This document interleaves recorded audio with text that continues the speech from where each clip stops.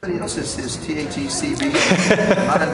Okay, I think we're ready to go here. At least it has your name.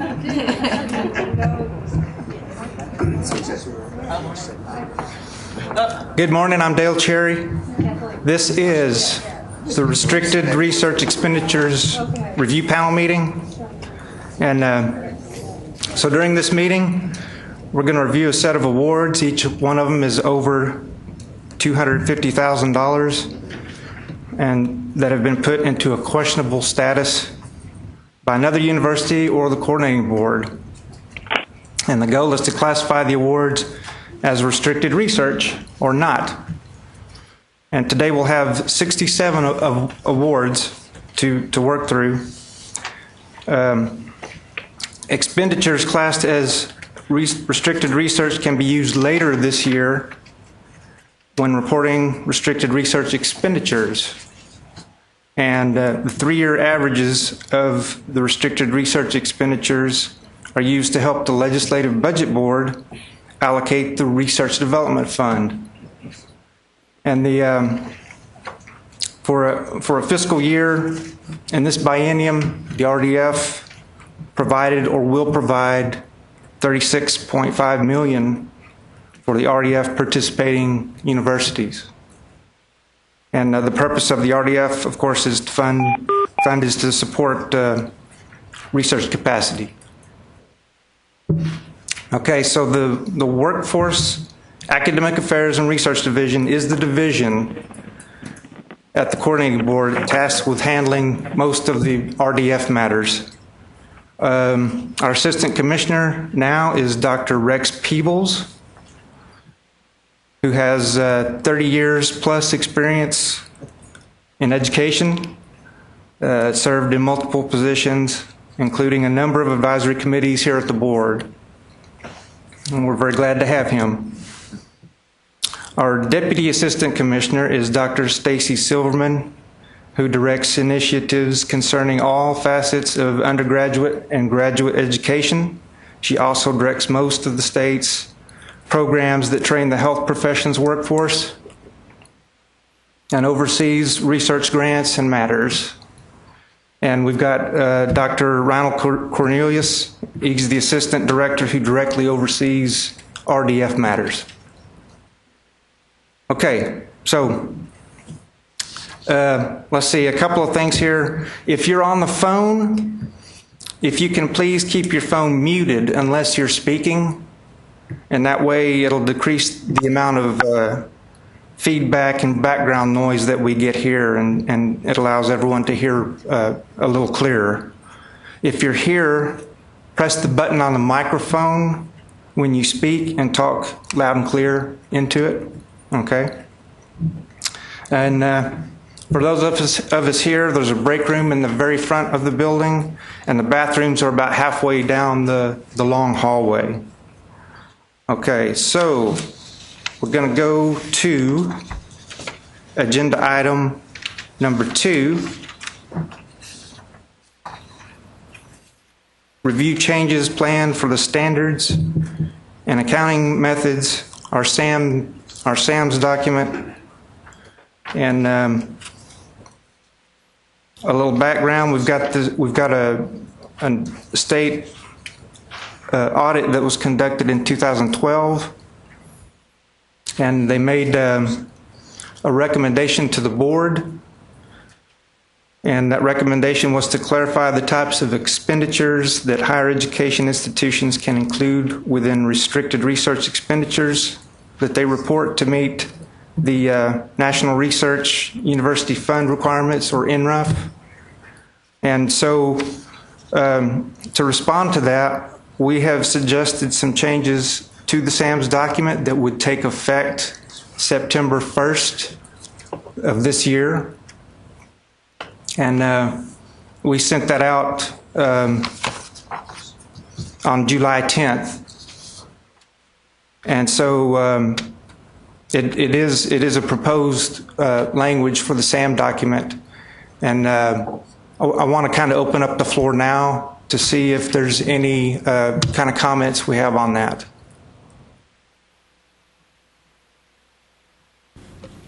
I'd like to understand a little bit better the logic here. It doesn't really seem to me that the proposal responds to the recommendation from the state auditor.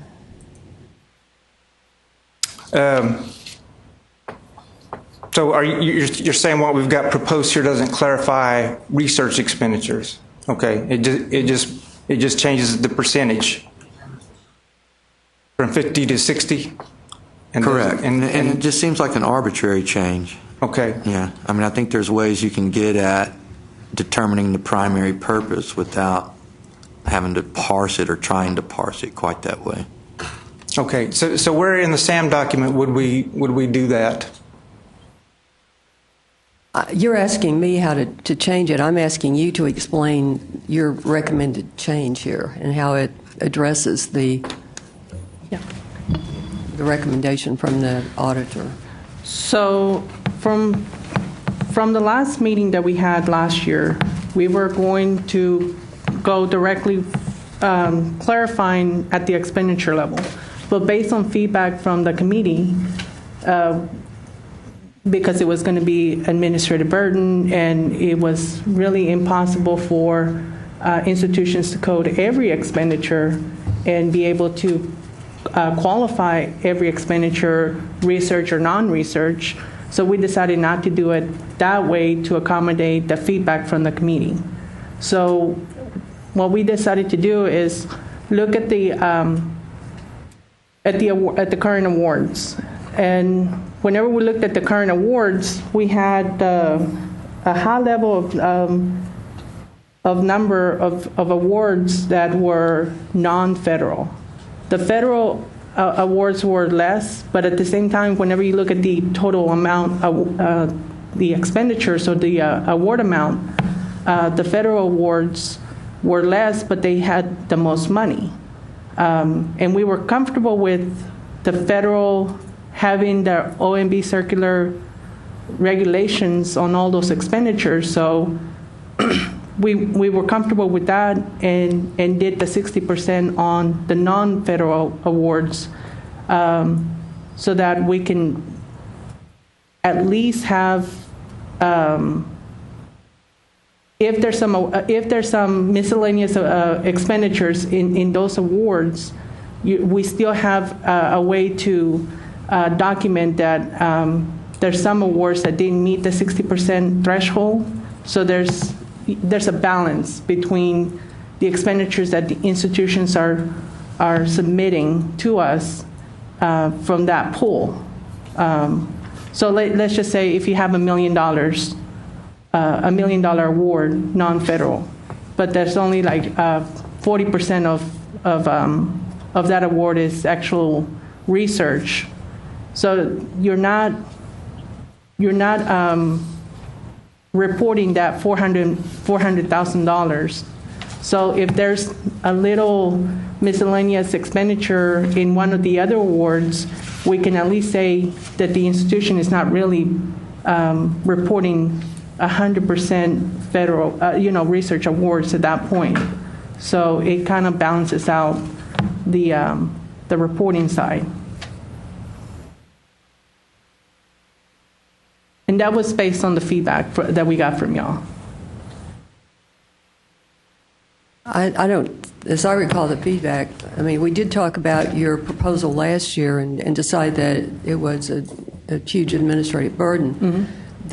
What you proposed here would suggest the same sort of thing. We don't look at every item of expenditure. We don't, and then when we get to 60%, say, okay, we're at that point. We look at, things that are budgeted in general, and you make a general determination. Things really aren't that precise to go from 50 to 60%. And I'm wondering how, you've changed one paragraph. How will that change the wording that's over in the Appendix A? I think once we have if we have this type of language, it will affect the other parts of the SAMS document. So you do, in fact, intend to make other changes, not just this one paragraph that you changed here? Well, any paragraph that has the same type of language and put in the same language that is proposed here.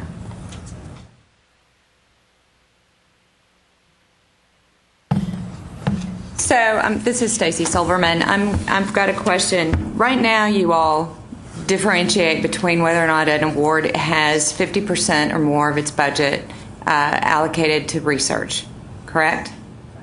Or other evidence. Or other evidence suggesting that it's a research award. Yeah, other So evidence. moving to 60% does not seem onerous to me. Can you explain how that might be? And what we're trying to do is comply with our audit. So we have got to do something in our audit, because our audit, actually, the recommendation says that the board should clarify the type of expenditures that higher ed institutions can include within restricted research expenditures that they report to meet the NRUF program. So help me understand how moving from 50 to 60, if it helps with our audit compliance, is burdensome when you're already doing it at 50%. But I don't think it really does help with your audit compliance, because I don't think your proposal is addressing the recommendation. I mean, I just don't see that logically it's responding to it. And while RDF and NRUF are related, I mean, they're separate issues. I mean, your audit was on an NRUF eligibility. But it was specific to the restricted research expenditure. Yeah, and we talked about that, I remember, right? And there were some items in there that weren't research related, and they just happened to be part of the 50% that was not research, and so the other 50% could be. I thought it was a gift, too, if I'm remembering right, on a specific And I believe that's example. correct. Yeah. So, I mean, I guess, again, what's the intent? Why make it harder for universities to classify things as research as opposed to making it easier? And why reduce? I mean, what's the potential impact here if you end up having a lower level of research expenditure reported by institutions in the state? I mean, To improve compliance. well, but what if? Overall,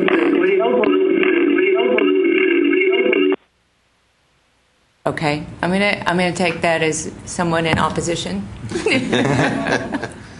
It seems like changing it from 50 to 60% doesn't clarify what is restricted research. It just narrows. It does, what in is- fact, narrow it, and Yes. it raises the comfort level that more than half, clearly more than half, is for a research purpose. But how does that clarify what is restricted research? I mean, because what we'll do with that is say, okay, instead of 51%, now you have to have 60%, and it's restricted research. It doesn't really clarify what it is. It just narrows what qualifies. Just moves the target. It does, in Yeah, fact. And so instead You are of exactly looking at the right. intent of the project and the activities involved, which is really the first and primary way that we look at these awards.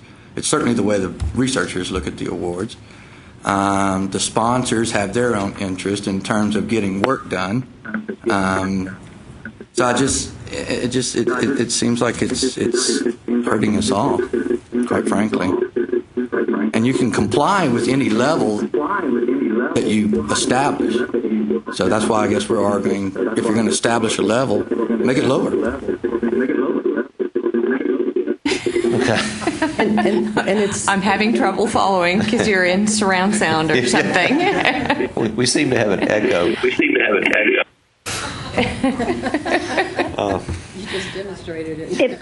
Dale, if I can interject Go ahead. from the phone, this is Katie at Angelo State. My concern with this recommendation, too, is it's specific only to the NRUF institutions, which is, 7 out of the larger group of us? It seems to put a burden on everyone that is intended only to address a couple institutions. That's right. So you have a consistency issue. Well, unfortunately, NRUF is built on this, and that was not our construction. Well, it's related, no doubt, but the decision affects many more than just 8 institutions, or however many need to be eligible now, 5, 6. Whenever we run into this audit is when, it'll be an NRUF institution that sets off the audit. Correct. So is there some clarifying language that you all would like to provide us with? I think we might like to talk about it and think about it Sure. and possibly suggest something else. I mean, we haven't done that. I mean, it hasn't been haven't gotten together and considered it, but it's possible that we would. I mean, the difficulty with doing that is that really any type of expenditure can be a research expenditure because you have to look at it within the context of That's the key point. the purpose of the project. I mean, I was thinking about what kinds of things is it that you're going to run across in perhaps a gift account that's going to be something that you wouldn't count as a research expenditure in a federal account. And so recruitment costs are one of those kinds of things that you're going to have restrictions on. There are only certain kinds of recruitment costs that you can pay for out of federal funds. And you certainly wouldn't use federal funds to recruit a top researcher, which you might do out of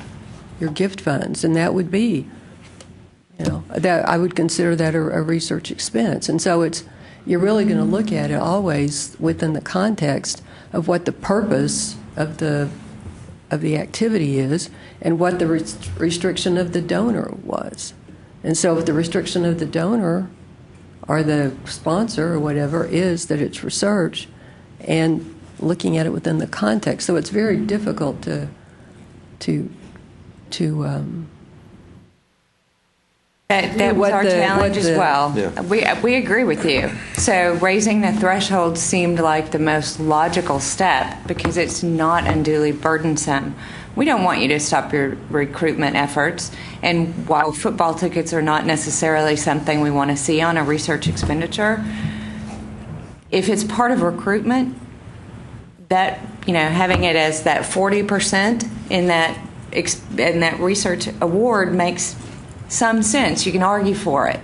But how restrictive do we want to be, and what's the comfort level out there? We've got to comply with the audit. We've got to do something. So this is our best attempt. And I think we tried an attempt last year, and it failed. And this is our second round. This is Carrie Brown. I have a question for just some clarification. How are other institutions thinking about potentially implementing this at the expenditure level? I mean, are we looking at parsing activities of faculty members, for example, possibly paid on these funds to see whether or not their activities are research or non-research for a particular mixed award? Does that make sense?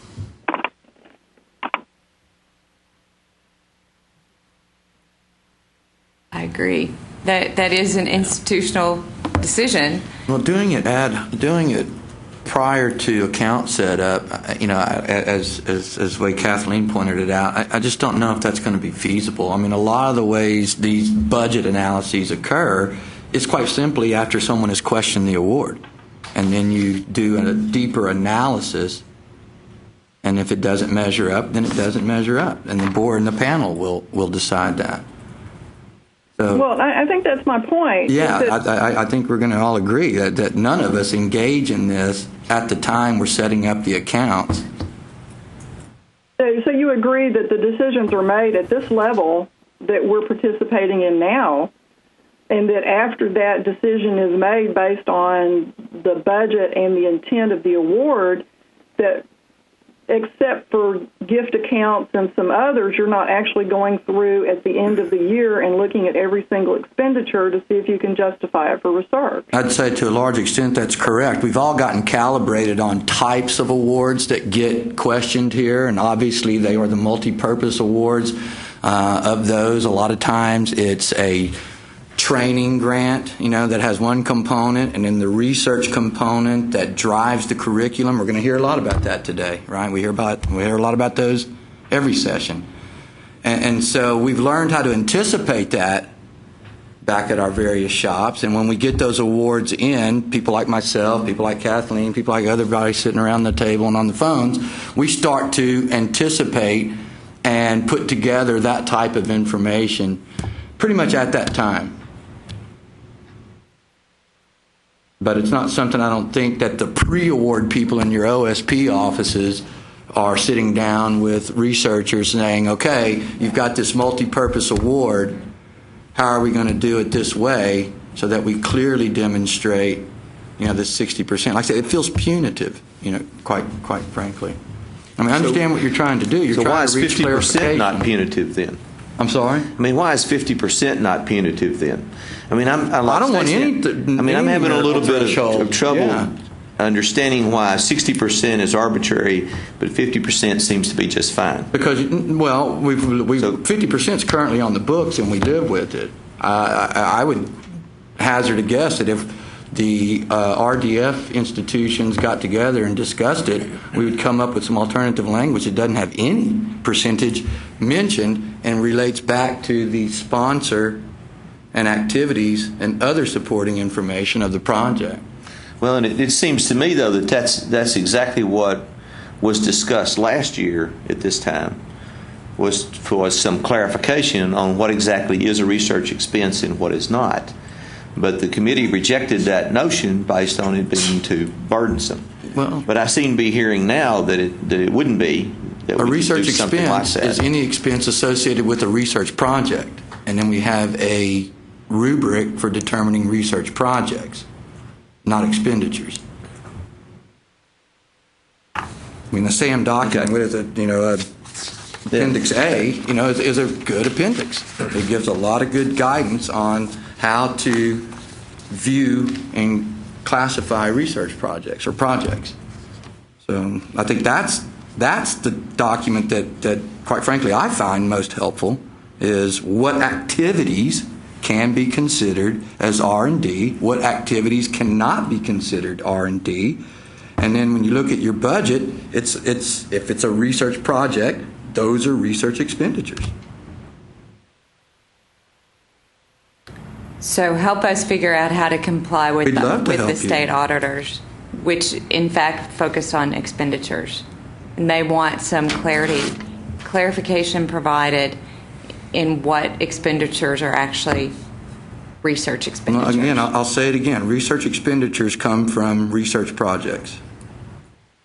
Absolutely. Right. So I think we should focus on what's a research project. Stacy, this is Katie from Angeles State. I'm wondering, did the auditors not provide any additional context for the source of their concern?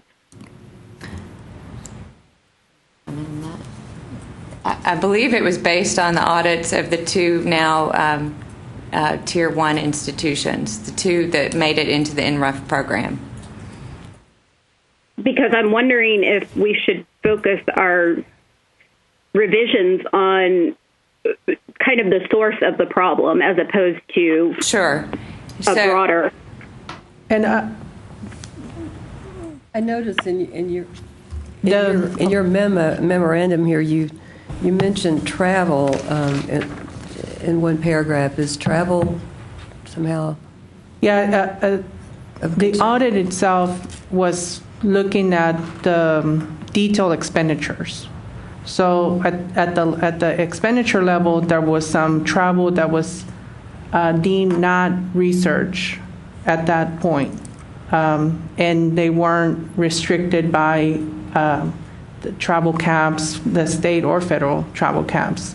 Then there was, of course, the football tickets to students that were bought, food for the division, miscellaneous type of expenditure. So the audit actually went at the expenditure level. And whenever we started looking at trying to get some of those expenditures, it was impossible to go back to the, it would be an administrative burden to ask the institutions to categorize all the expenditures, at the expenditure level, research or non-research, even if it's a research grant or research project that's been deemed research project. to categorize those expenditures at that level. But were those... So the first solution was really directed at the specifics of the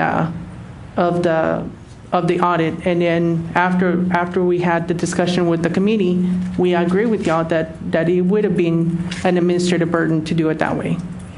Well, and we appreciate that, but is the issue related more to philanthropic gifts and donations, or is it more related to a sponsored program where I don't think you have quite the latitude in your budget allocation that you may have seen in the And I think donations? it's the gifts, and that's exactly and the so reason. maybe that's another way to start And that's exactly segregating the these reason things. that we did not touch or we didn't do anything with the federal awards, because the federal awards have, rules and regulations on how to spend the funding. Sure, most of the institutions here all apply uniformly to their state and even private awards, the very same OMB circular language and concepts.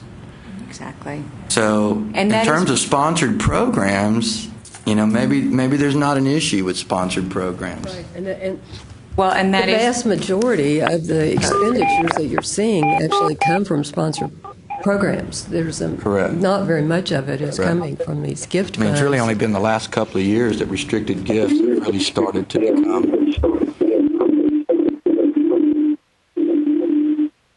So, just to reiterate, the change is not proposed for the federal grants.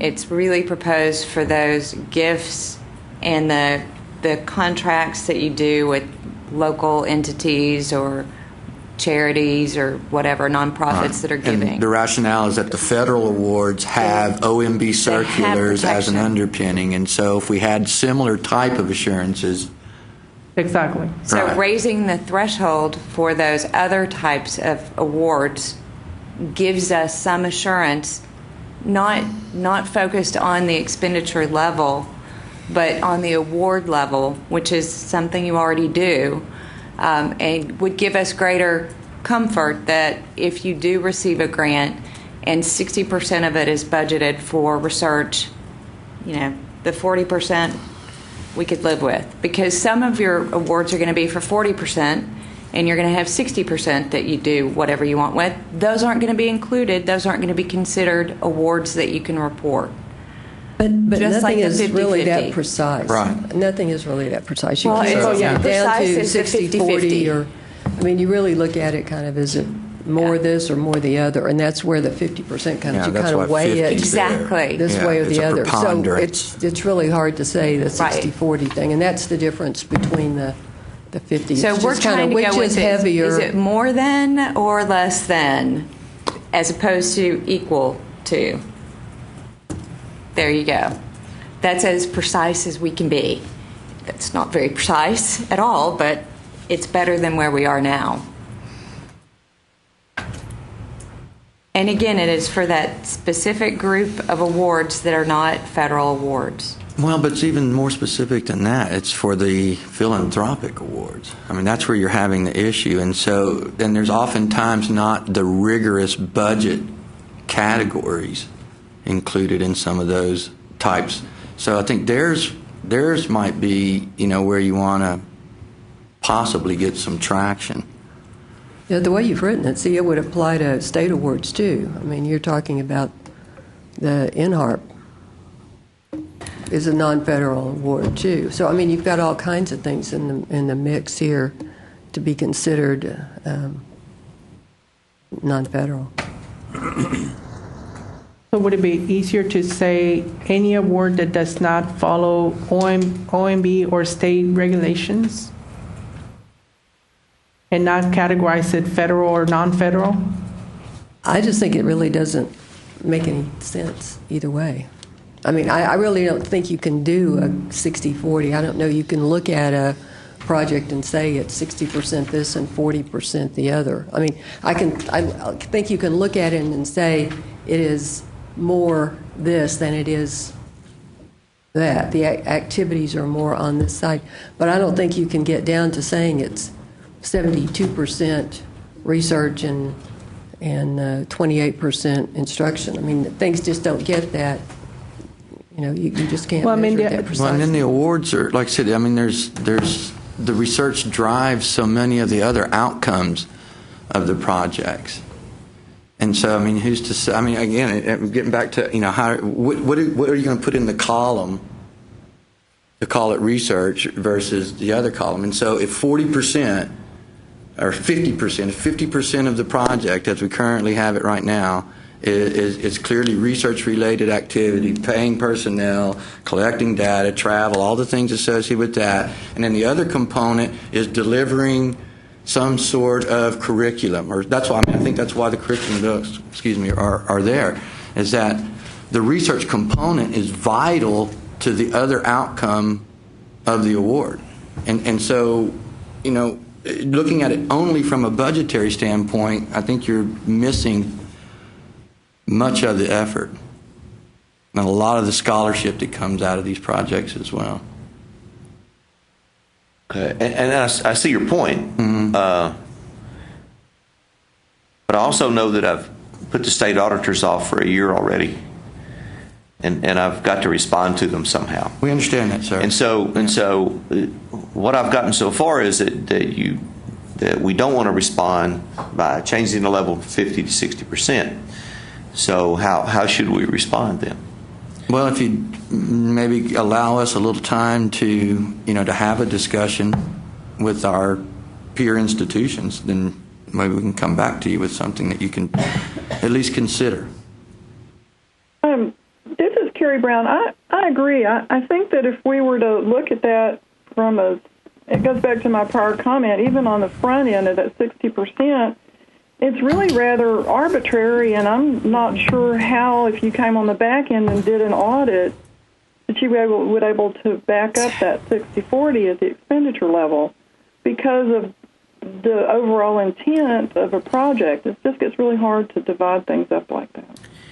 Well, we have to apply the percent now as 51-49. So, I mean, we sort of already do that in a way. We have to be able to prove that 51% of the budget is for restricted purposes. So 60-40, in our shop, our post-award folks make the decision as they're setting up the account. And so those things are all reviewed ahead of time. But one of the problems that I had last year, and that this kind of brings up for me this year, is we've all been laboring under the same guidelines for so many years now, and two have achieved Tier 1 status through their restricted research partially. And we're going to narrow what is eligible for restricted research by reducing the pool from 50 to 60. How are the other schools that are trying to come up to the Tier 1 guidelines going to be able to assimilate that? I mean, we did it under a 51% rule. They're going to have to do it under a 60% That's rule? why it feels punitive if you're on that outside. Who's the response to that?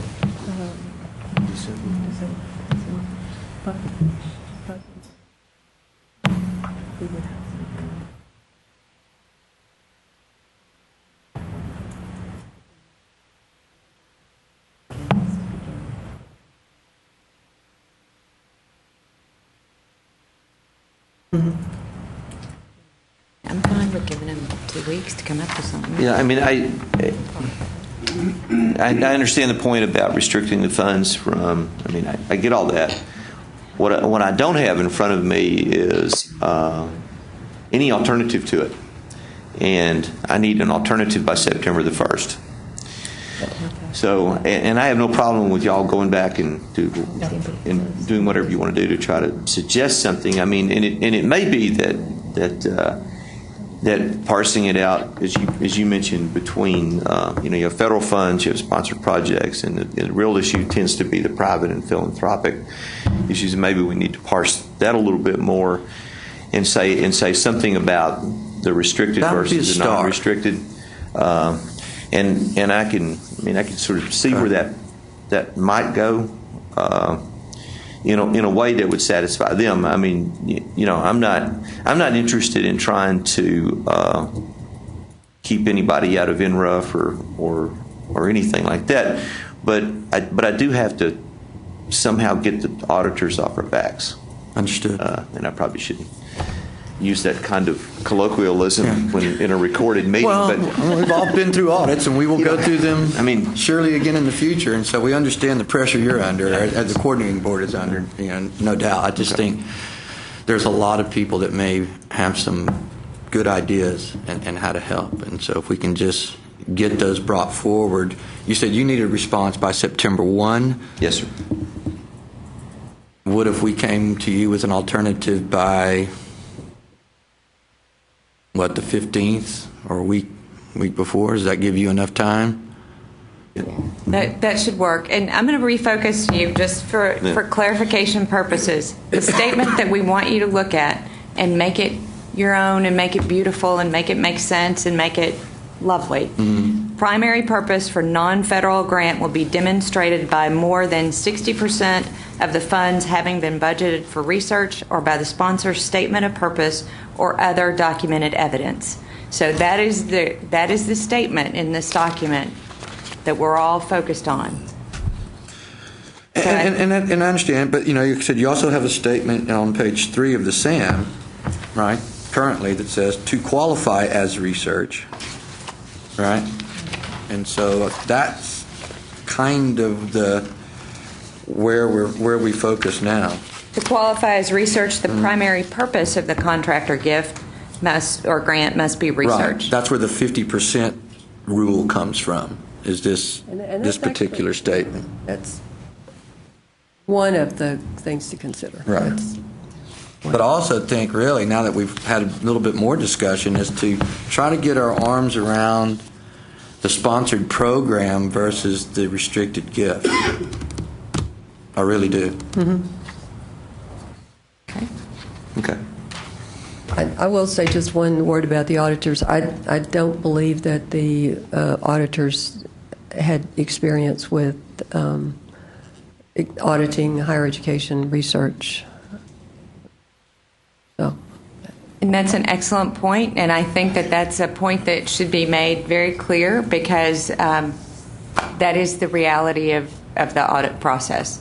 So oftentimes you will get someone who may not fully understand the issue.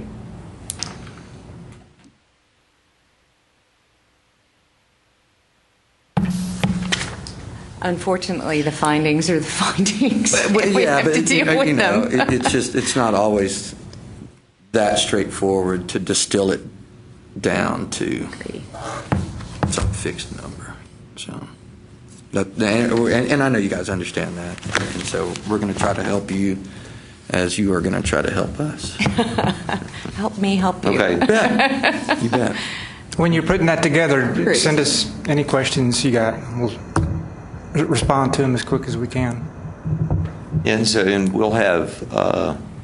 So let me ask a little procedural thing about this between now and August the 15th or whatever deadline day we decide on.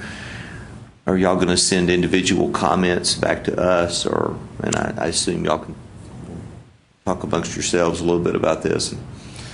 I think I would prefer one statement compiles everyone's ideas and suggestions. Yeah, that would be great. Yeah, that would be ideal. We'll have to think through how we're going to get that input, maybe through some sort of SharePoint or some sort of... I think there are, 36? How many schools are there, Dale? 36 RDF? 36, yeah.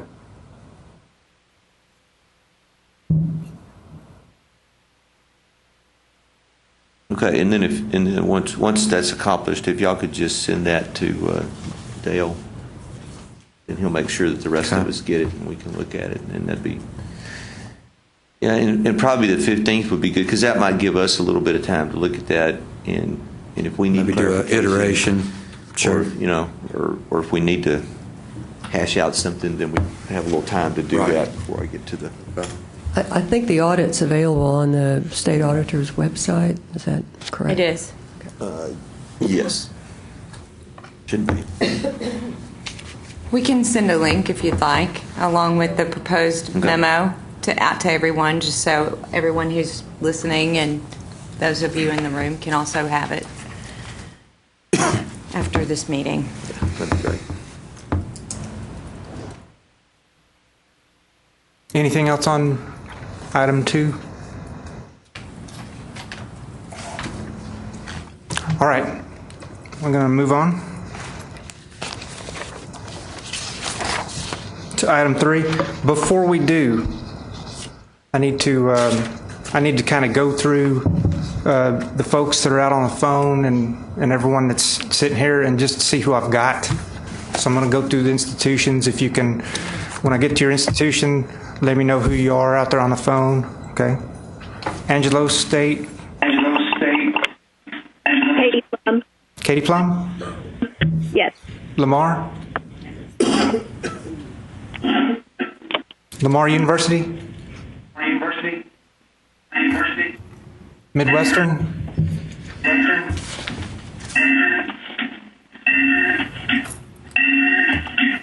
Grayview A&M? Sam Houston State? Delia Gallinaro, Sam Houston State. Stephen F. Austin? Stephen F. Austin? Sol Ross? Tarleton?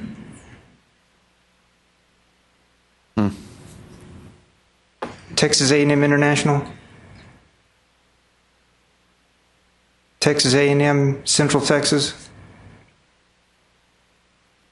Texas A&M University at Galveston? Tammy Holiday. Tammy, hi. Hi. Texas A&M Commerce? Texas A&M Kingsville? Rebecca Davis. Texas A&M San Antonio? Texas A&M Texarkana? Texas Southern University? Texas State University? Here, Mike Blanda. Texas Tech? Texas Women's University? I'm here, Chandan Prasad.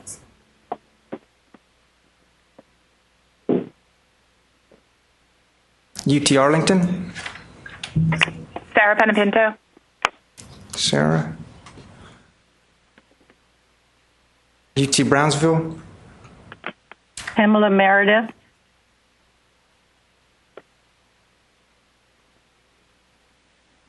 UT Dallas? Rochelle Riley. Rochelle? UT El Paso? Manuela Doki. UT San Antonio? Good morning, everyone. It's Noe Saldana. Hey, Noe.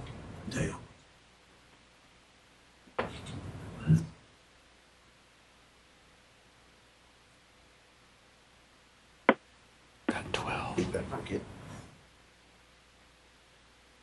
Again, out there in phone land, if you can put your phone on mute if you're not speaking to keep the feedback down.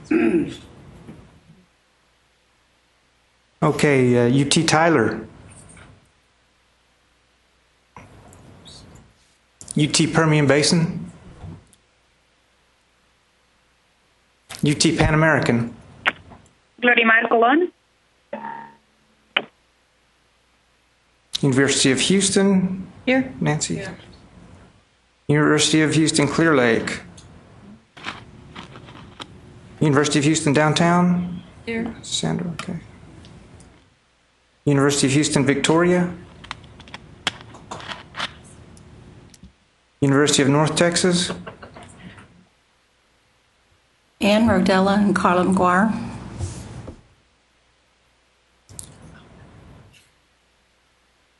Who was the second one? Carla McGuire.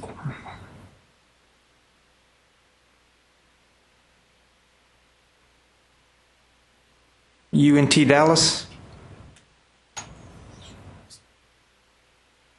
And West Texas A&M. Karen Downey. Hi, Karen. Hi, Karen. Hi. Hi. Okay, so now we sent out an agenda that had all the list and the ID numbers and the amounts on it, and just the way we sent it out, that's the order that I'm going to try to take it in. Does anyone have any reason to go first? If you've got something going on. Hi, this is UTEP Maniwaladoki. I have a doctor's appointment later, so I request respectfully to be first. Is that okay with everybody? Go with UT El Paso first.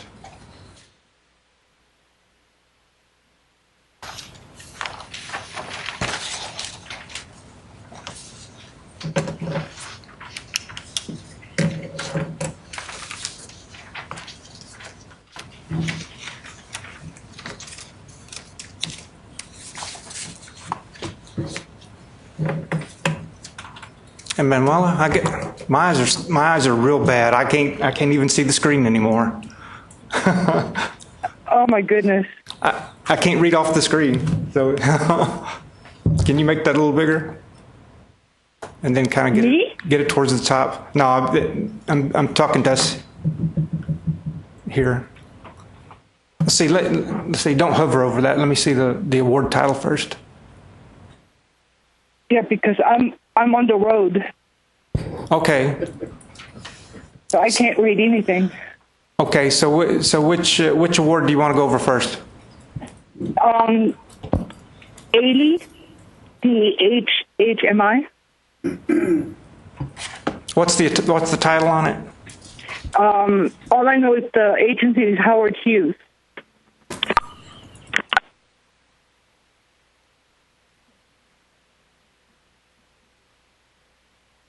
I think that's our very first one, 23667, isn't it? Okay, go ahead and start talking about it, Manuel.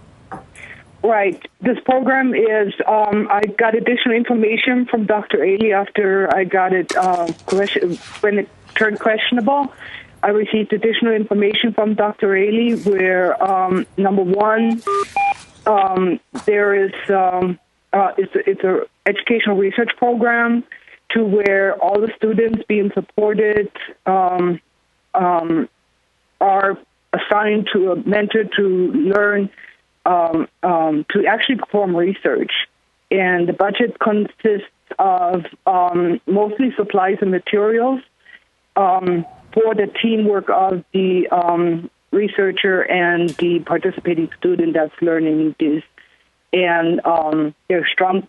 Each student needs to get an IRB or be part of the IRB because they're doing brain studies and other studies. It's very well defined in the additional documentation that I sent along. I don't have any problem. Do we need to look through an abstract or anything? No, I don't. I'm Anyone on the phones have any questions? But what I would like to see if we could get to, at least in some kind of basis, is which of the, again, I really like the SAM document. It's a great document. And so okay, that's true. That's true. I got you. I know where you're going with this, Mike. So Manuela, and everybody, when you start with your award, if you could tell us the number in SAM that is why you're calling this restricted research, that would help us. Oh, 1 point. It's for the, oh gosh. First of all, the award was made to Dr. Ailey, and the award itself, so it's under 1.1 because Dr. Ailey is coordinating all the research partnerships, and he's doing a study on the results of the work proposed, right? You know, to have the actual research techniques being taught to the students. So it qualifies under 1.1. And it qualifies under 1.3.2, where, you know, commonly used techniques in commonly used labs. I don't have anything in front of me to read. I'm sorry. No, that's fine. Okay. That's fine. I don't think, is there any questions on this one from anyone? No. Okay, so we're going to mark this one yes.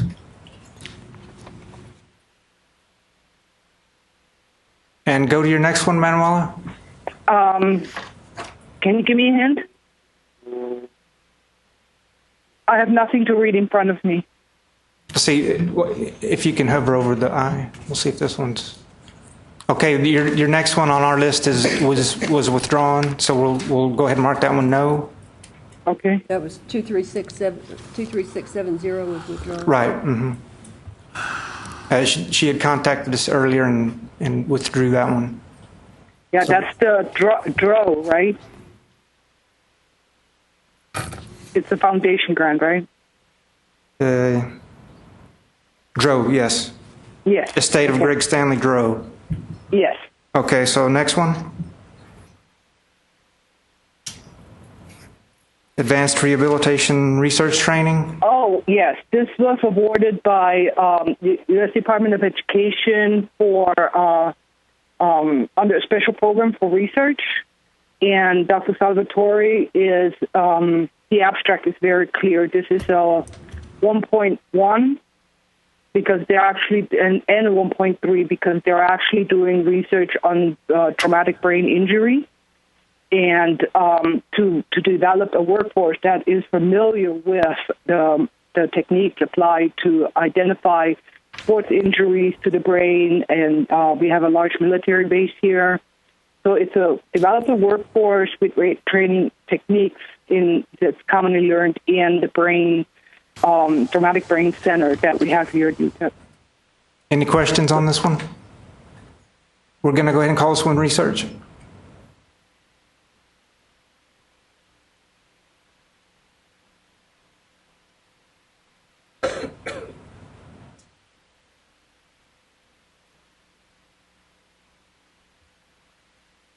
You'll have to prompt her what the next one is. Go ahead and mark that one.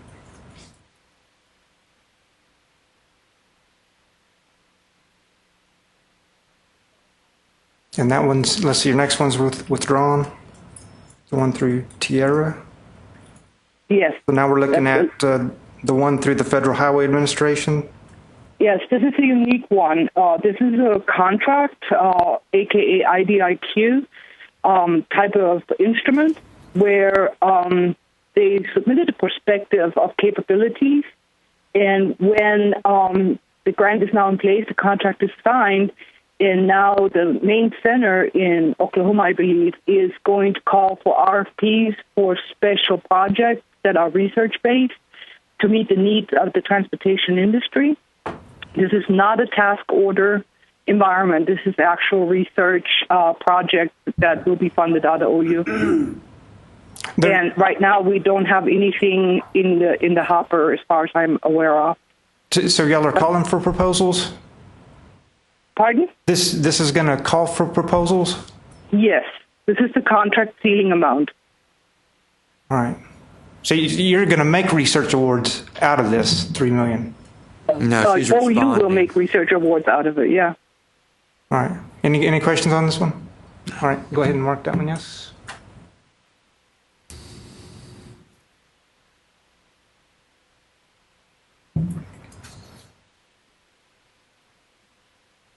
And then we're looking at an NSF pass-through Yes. from Rice that's, University. From Rice, that is Dr. Steve Harder. I went ahead and I asked him to write a specific statement that I uploaded because the initial abstract sounded kind of tasky. So, I will do this, and I will do this, and I will do this. But then when the recap came in, there is, of course, measurements and outcomes, and it's a collaborative NSF agreement where his expertise in the blasting and the measuring and the analysis of the data is the research. Okay. So is there any questions on that one? No. All right, we're going to take that one as research. Okay. And next and last, you should have Ann Gates.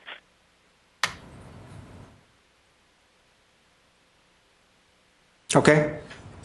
And it's the same thing. She does, I think the turnoff here is that it says STEM, but in all reality, they're going to participate in ongoing cybershare research. Students are. And that one's through NSF. Absolutely. And NSF does not fund non-research, and it's automatically accepted in the research cluster. Any questions on the one by Gates and Gates? Any questions? All right, we'll take that one as research. And we should be done. That's it for UTEP. Now we'll return to, let's see, we'll go next to UT San Antonio, unless someone else needs to break order for some reason. Okay, so we'll continue with the UT San Antonio. I have to check out. I'm at my appointed destination. I want to thank the board for your patience. Thank you. Okay, goodbye.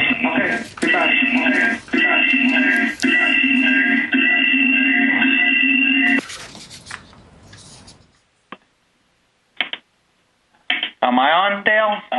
You're next, Noe. All right, sir.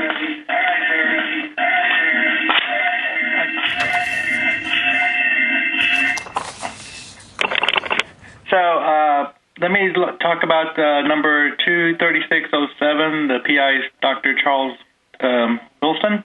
Okay. This is a sub-award issued from the Udall Center of Excellence for Parkinson's Disease Research. The CFDA is for external research programs in the neurosciences and neurological disorders. The budget, it's the PI, salaries for the PI, 2 postdocs and a technician. There's animals, in my mind, this is truly a research project. Okay, did anyone have a question on this one? No question. Okay, we're going to take that one. Okay, next up is number 23623, Dr. Jorge Solis. This is a multi-institutional project led by UC Santa Cruz.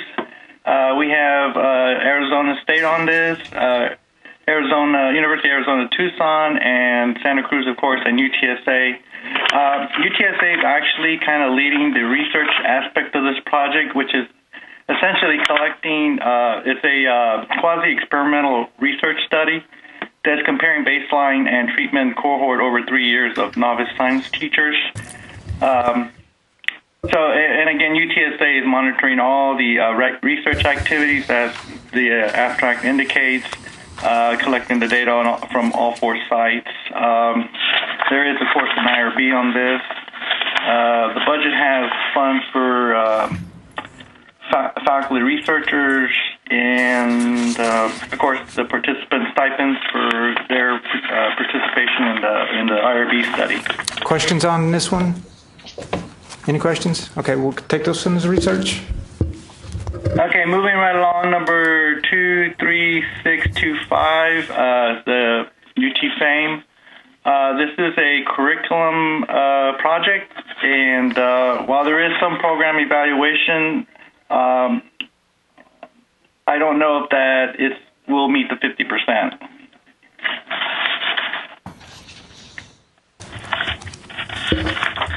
So I don't think this is going to get over the hump for research. This is really curriculum development. But again, it does have some, on page 6 of the project, there is some program evaluation. Okay, I think this is one that I had a question mark on for that reason. Does it make the 50%? So Yeah, is there any it's questions from? All aspects of evaluation, but I don't see it meets the 50%. Moving along to number 23626, Dr. Juan Gomez. This is a research project funded by CPS Energy. The focus area would develop a framework that enables utilities and policymakers to engage commercial and residential customers with the objective of promoting and deploying energy efficiency and conservation, as well as demand response enabling technologies. The research will explore and quantify the impacts of people, buildings, and technology on energy efficiency and conservation goals. The overall objective is to develop a science-based methodology that allows for large-scale implementation of energy efficiency and conservation measures, as well as enabling technologies that can showcase San Antonio as a model for broader national utilization. I mean, the entire project research really.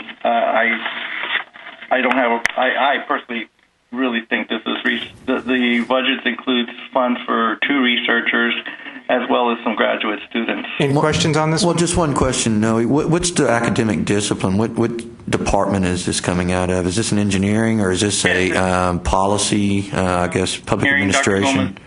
Coleman is an engineer. This is out of engineering? Yes, it's actually out of our Texas Energy Institute. That's run by Dr. Shepard. The Texas Sustainable Energy Research Institute is where this program is being run out of here at UTSA. Okay. So, yes, he's an engineer. Okay. Other questions? We'll take this one as research. Okay. Okay, number 23635 is also another engineering project, also out of the Texas Sustainable Energy Research Institute. The overview says our research will contribute significantly to the 2020 Sunshot cost targets with 1 watt for utility scale systems by reducing power electronics and balance of systems. Questions on this one? No? Take this one as research. Budget has doctoral students, master's students, and etc. So, and also the CFDA is Renewable Energy Research and Development. Okay, are we good with that one? Yeah. Okay, number 23641. This is also kind of a curriculum development thing, but it's funded by the coordinating board, and the RFP requested that half of the funds be used for the deploying, designing the curriculum, but the other half was required to be used toward the research of looking at this. There is an IRB on this. There are several faculty researchers on this, as well as some graduate students. Okay. Any questions on this one? No. That's a research. Again, that would be question 1.3.1. Go ahead, Kathleen. Well, go ahead. I just really had a question about whether it was. Is there a question? Whether it was predominantly research, whether the primary purpose of the. Yes, I spoke directly to Dr. Sagan. He said yes, that the coordinating board required that 50% of the budget be on the teachers and the rest would be on research and development. So, I mean, I guess the RFP puts it right at 50 and not 51. But in reading this, it's mostly analyzing the results of this curriculum. The majority of that project is for that. So it really is development of a model curriculum and the evaluation of that. Yes. And there is some plan for dissemination of the. Oh, absolutely. Results. Yeah, for the coordinating board. So maybe y'all will see this too. So again, it does have an IRB review on it, and it's going through 2016. Yeah, I'm good with it. Yeah, I mean, like I said, I think these are the types of programs that a lot of us have. They generate questions. They generate these types of discussions. We're able to bring those back to our institutions and use that information to get similar awards coded. So Make things better for our students. Mm-hmm. Okay, so number 23643, this is Dr. White. This is out of the Center for Infrastructure Assurance and Security. In reading the executive summary, looking at the budget and the CFDA number, I think this is basically a training program and not research. So, withdraw that one. Which one was that, Noe? That's at 23643. 643 was, The okay. state and local homeland security. 591-23643.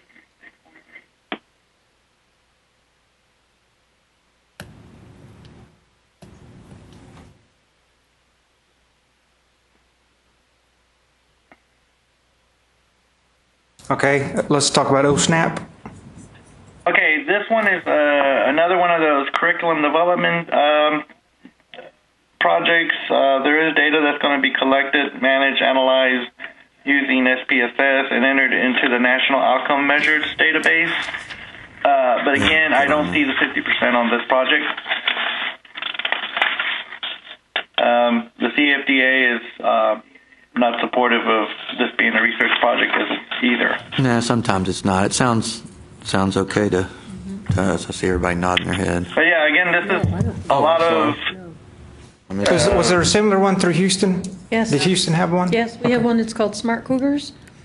And when I look at the solicitation, I find quite a few references to restricted research-related activities, and so... Okay. I didn't have the solicitation. Well, it's a big one. I just basically had the abstract, and again, there is a lot of analysis of all these things that they're doing, but Yeah. I'm not so sure it's 50%. It could be. I think that the solicitation says that 40% of the funds can go to your community-based partner in the research, and the other 60% is restricted to research from... Yeah, because we have the Health Science Center, the UT Health Science Center on this project. Exactly. Yeah, and we have a local community-based organization on ours. Yes, we have two of them. We have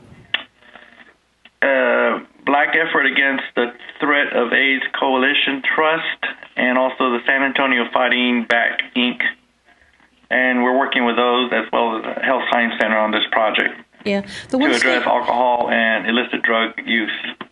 Okay, the one statement for me that pushes it over is the solicitation purpose that says these funds are for activities that are designed to address the trends of HIV/AIDS epidemic in communities of color based on the most recent estimated living AIDS cases, HIV infections and AIDS mortality among ethnic and racial minorities as reported by the Centers of Disease Control. That's pretty much what we're doing. Again, I didn't have the solicitation, but that's what the abstract says.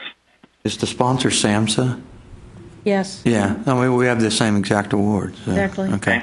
I think a few of us have had these same We have the same project exact questions. award, right? So I think it's like. So I guess. I mean, SNAP and Cougar. It's if they have the same name, I can kind of gather them all up. That solicitation you just read, I mean, is spot on to the second award that we're going to cover. Like I said, and SAMHSA's the thing, and it's trying to sort of fill a gap in the empirical data that exists for certain target populations. Our target population happens to be Texas State and City of San Marcos Latinos between the ages of 18 and 24. But it's gathering information on their use of various substances, how those substances affect their decisions towards sexual activity, and then at what risk level does that place them for AIDS. So there's a lot of AIDS testing that actually goes on. Yes, then there's the messaging, and then there's the efficacy of it. Kids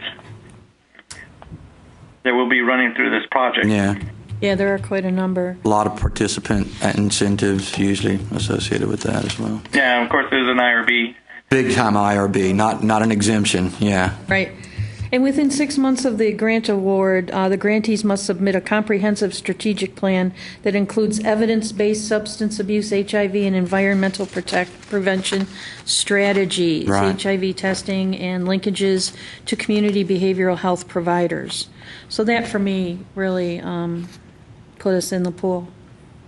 Are there other comments on this one? What do you want to do with this one? I would say yes. Okay. Research, I was thinking it was a lot of it wasn't clear to me whether it was just providing a service to these benefits research. Because that'll help clear that'll help clear 3 awards right there. Yes, exactly. We'll go research on this one. Yes.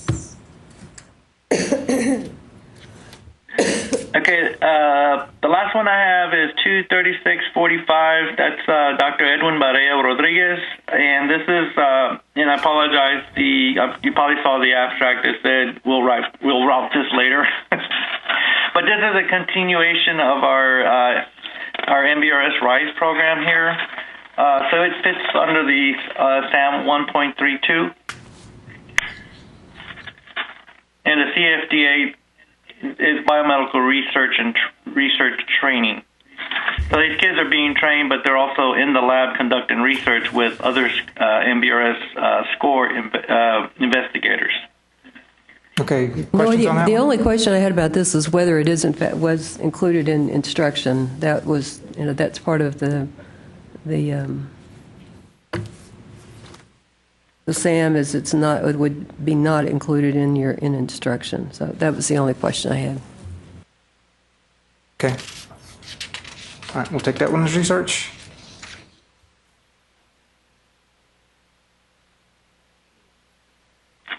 And next up is going to be Corpus Christi.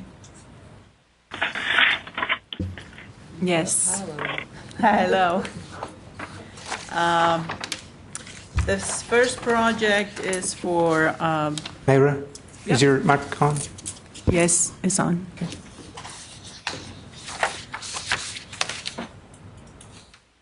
The first project is Dr. James Jabot, and it's a new award, but it's a continuation of the previous year. That was the main goal for the project was to compile geospatial data that would help inform regional advisory committees to develop needs assessments for the goal is the Gulf of Mexico. This specific project is developing of coastal management rules. Any questions on that one? If this is a continuation from last year, was last year's approved as research? Yes. Well, then this one. Yeah, last year was marked as research. Okay, we'll take It was this one. questioned, but it was accepted as research. Okay. The second project for Dr. Gary Jeffress is passed through NOAA from the University of Southern Mississippi. And again, is to develop a needs assessment and a strategic plan for regional implementation of the National Height Modernization Program, and to provide geodetic 3D positions. And some of this information that they are providing, in a sense, they're just bringing new technology into place because all this information has been outdated. It's out of date, and they're using new techniques to discover these geodetic points. Any questions on that one? All right, we'll take that one. The third is for Dr. Jennifer Pollack. It's an award from the Nature Conservancy. Dr. Pollack works on oyster reefs, and this particular project focuses on restoring up to 40 acres within the historical reef footprint of Half Moon Reef, Matagorda Bay, and to compare the functional equivalency of the restored reef to a nearby reference site and provide Okay, insight. questions on this one? No. We'll take that one. Dr. James Silliman, an NSF award, elementary teachers engaged in authentic math and science, E-teams. And the project's focus is to develop a prototype partnership project. E-teams as a research and development effort designed to generate rigorous data-based finding of national significance by establishing a new field-based teacher education program. It's okay? 1.3.2. Take that one. 1.3.1. Dr. Greg Stones is Texas Parks and Wildlife. South Texas Artificial Reef Monitoring Fish Community Assessment along the coastal bend to continue to evaluate the fish community structure associated with artificial reefs developed under Texas Artificial Reef Program along the coastal bend region of Texas to monitor fish abundance and community structure on artificial reefs. Questions on this one here? 1.1.1. West Tunnel is a NOAA passed through Florida A&M. This has been going for years. I think this is a new cycle. The goal is to establish a cooperative science center at Tamu-CC and to develop institutional educational model through research methodologies for students K-12 through postdoctoral. So that's Questions on that one? I'll take that one. Deidre Williams, GLO, pre- and post-storm monitoring of Sepra Beach nourishing projects, phase 5. Dr. Williams continued to monitor and document the volume of sand within the boundaries of each Sepra nourished beach as defined by beach profile surveys for the purposes of Okay, hey, Mary, this is the one that was on there last year, so Yes. we'll go ahead and take that one. That was actually reviewed last year. Okay. So, It's a new phase, though. okay. Okay. And lastly, Dr. David Joskovitz is a NOAA Mississippi-Alabama Consortium. And Dr. Joskovitz is assessing the change in the marsh structure and link that to the quality and capacity of particular ecosystem services provided, and to assess the change in the value of ecosystem services as a result of relative sea level rise. Okay, questions on that one? No question. We'll take that one. I think that's it. Thanks.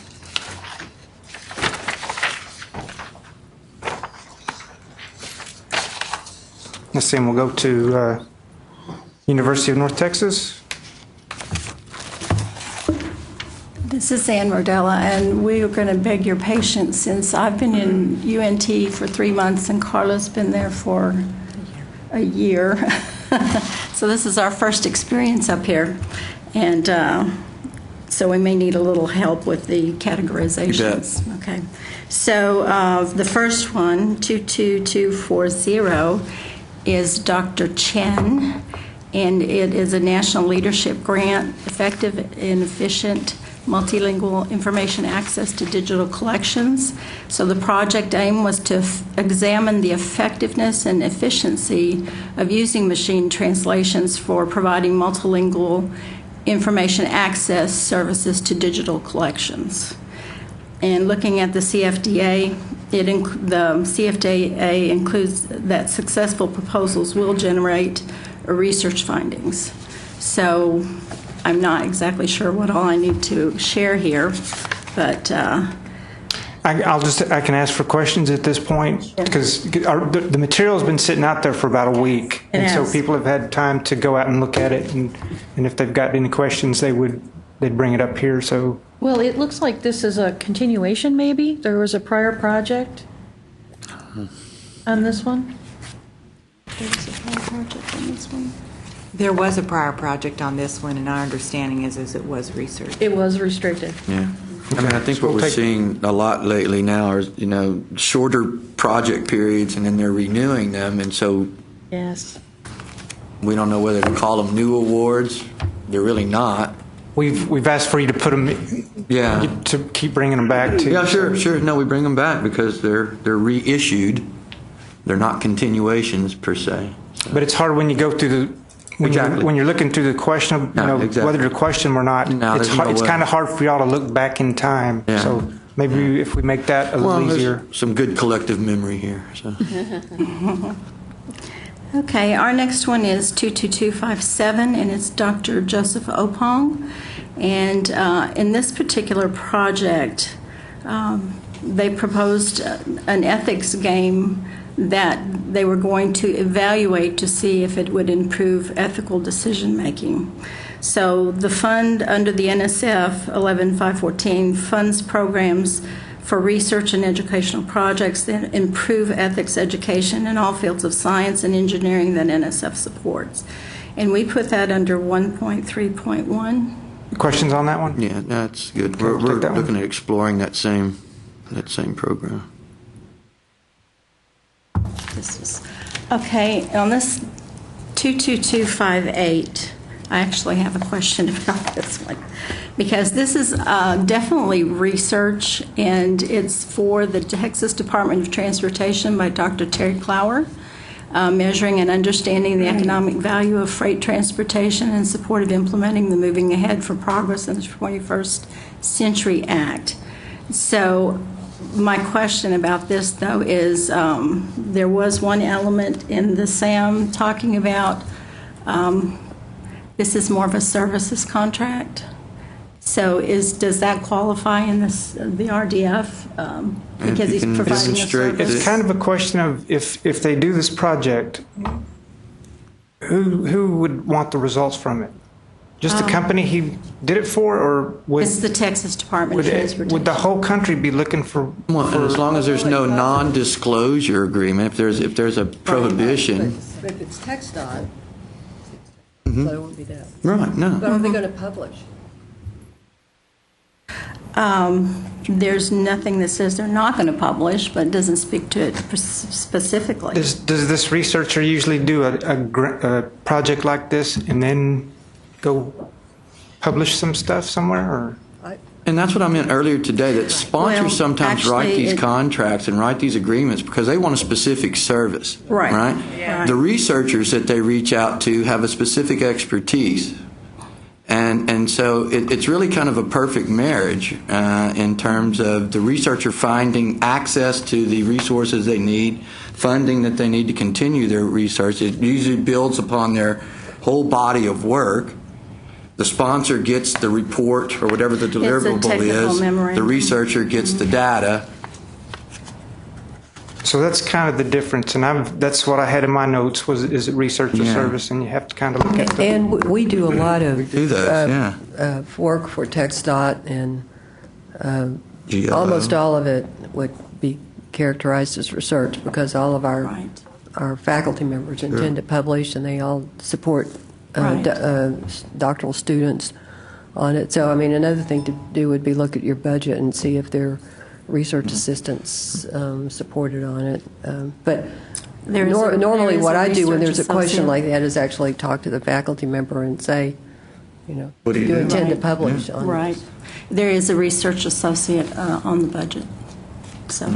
I mean, more and more those TxDOT program officers are cultivating relationships with, faculty members and researchers at all our institutions, and they're reaching out and not outsourcing, but using them for some very critical, programmatic services that are activities that help drive some of the decisions to provide the services. Absolutely. Well, TxDOT's actually looking at some more basic, fundamental, and is that right? Yeah, research. They're talking about a model like the DoD with 6.1, 6.2, 6.3. It's generally, it is generalizable knowledge, so it will be used probably by other agencies, I would assume. So what do we want to do this one? Research? Okay. Thank you. Okay. Number 22260, and that is Dr. Mita Smita. And we actually believe this one is instruction, but I didn't know we could actually withdraw. Want to withdraw it? Yeah, so I think that's instruction. And then 22285, Dr. Gerald Nizik. This is an NSF award, and excuse me, it's called Going Green, Middle Schoolers Out to Save the World. So it sounds like it is an instructional type thing, but it's one of those STEM programs where they're actually evaluating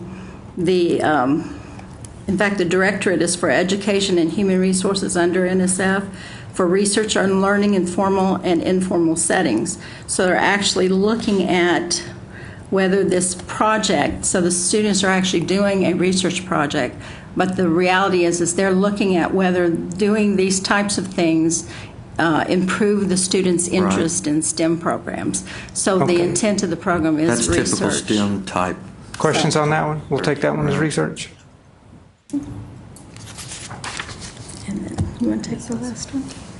And the last one is 22309, and it's Dr. Ruth West. And we have this under 1.1.1.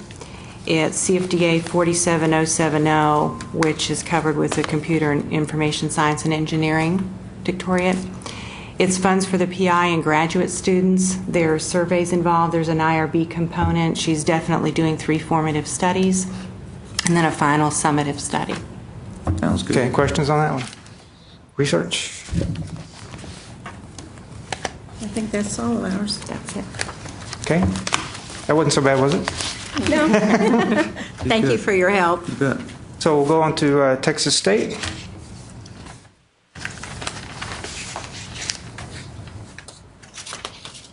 $22486.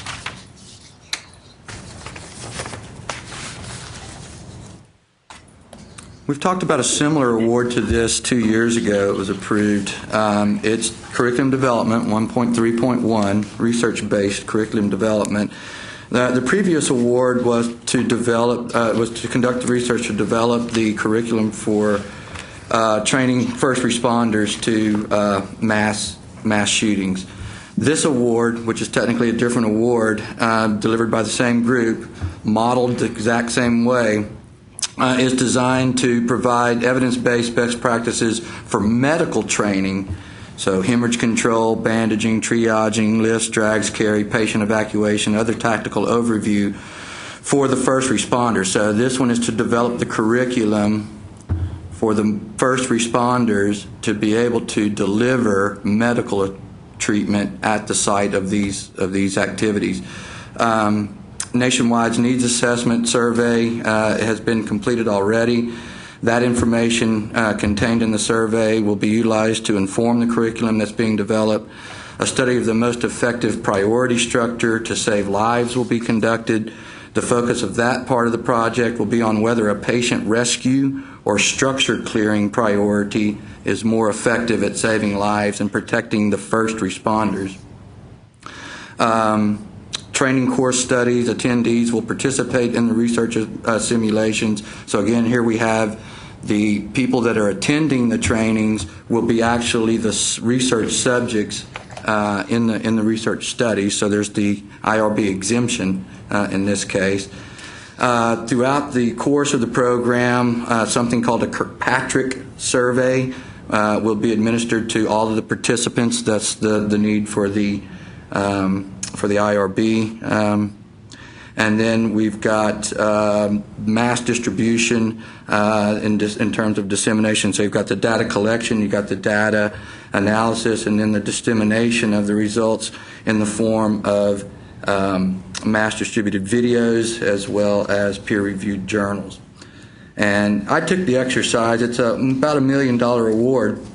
I took the exercise to really try to apply a fairly rigorous budget analysis in this case. And so when you look at the budget, you'll look at project manager, IT manager, tactical logistics coordinator, research director of research, doctoral grad student, 2 master's grad students, the supplies, and then the consultant that actually performed the needs assessment nationwide. That will get you to 52% of the budget. And so I kind of stopped there. For the additional support, you can look at, because there's shooting involved. So there's a range manager that they pay for, a director of training, and so you can get to a pretty high level, 72% of the budget supporting the research activity. Questions on this? I was going to say it's interesting, Mike, you approach this, I looked at it in a completely different way, but now I see what you're doing. You're saying that the training is actually the product you get to, and the research you conducted was what you did to get to the training. You bet. And I was looking at just does. as the training, but you're saying we did all this research to produce the Correct. thing. So- And I'll tell you how that's a success story, because about 5 years ago, we brought a training program from this group, the same group, nationally recognized group. It did not have the training, the research components associated with it. They were using canned sort of curriculum and sort of pre-existing. And so they reach out to the criminal justice faculty, incorporate the graduate students, and then bring in truly sort of cutting edge research. So. Okay, so we like this one. We like that one. Questions on this one? No, it looked like workforce development, but again, your explanation really. Correct. The next one, 488, is the SAMHSA award, where we're looking at substance abuse prevention, or at least the prevalence of substance abuse with the prevalence of HIV and other sort of... That's the one we discussed earlier? That's the one we discussed We'll take earlier, that one? yeah, so I'm not going to go into that one. 495, we classified under, again, curriculum, I think I put it under curriculum development. 494. I may have gotten one out of order. Which one? 494. Yeah, let's do 494. That's a little bit of a different one. We haven't had one like this morning. 494 is for renovation of research space, the Freeman Aquatic Building at Texas State. The sponsor is the Edwards Aquifer Authority. The SAM document, or the SAM designation, is 1.1.4, external funding to maintain facilities or equipment and or operation of a center and facility. So it's to renovate that certain areas of that building to bring in troughs, streams for fish to swim in, a lot of bench space, wet laboratory space. Questions on this one?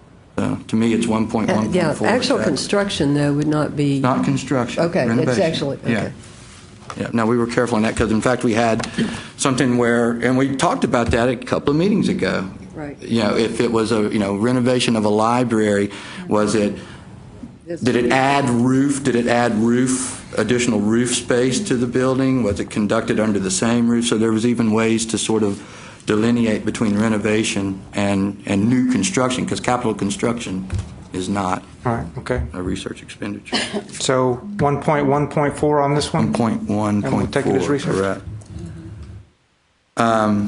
Now we go to 495, which is under 1.3.1. Again, it's a curriculum development. It's a coordinating board grant.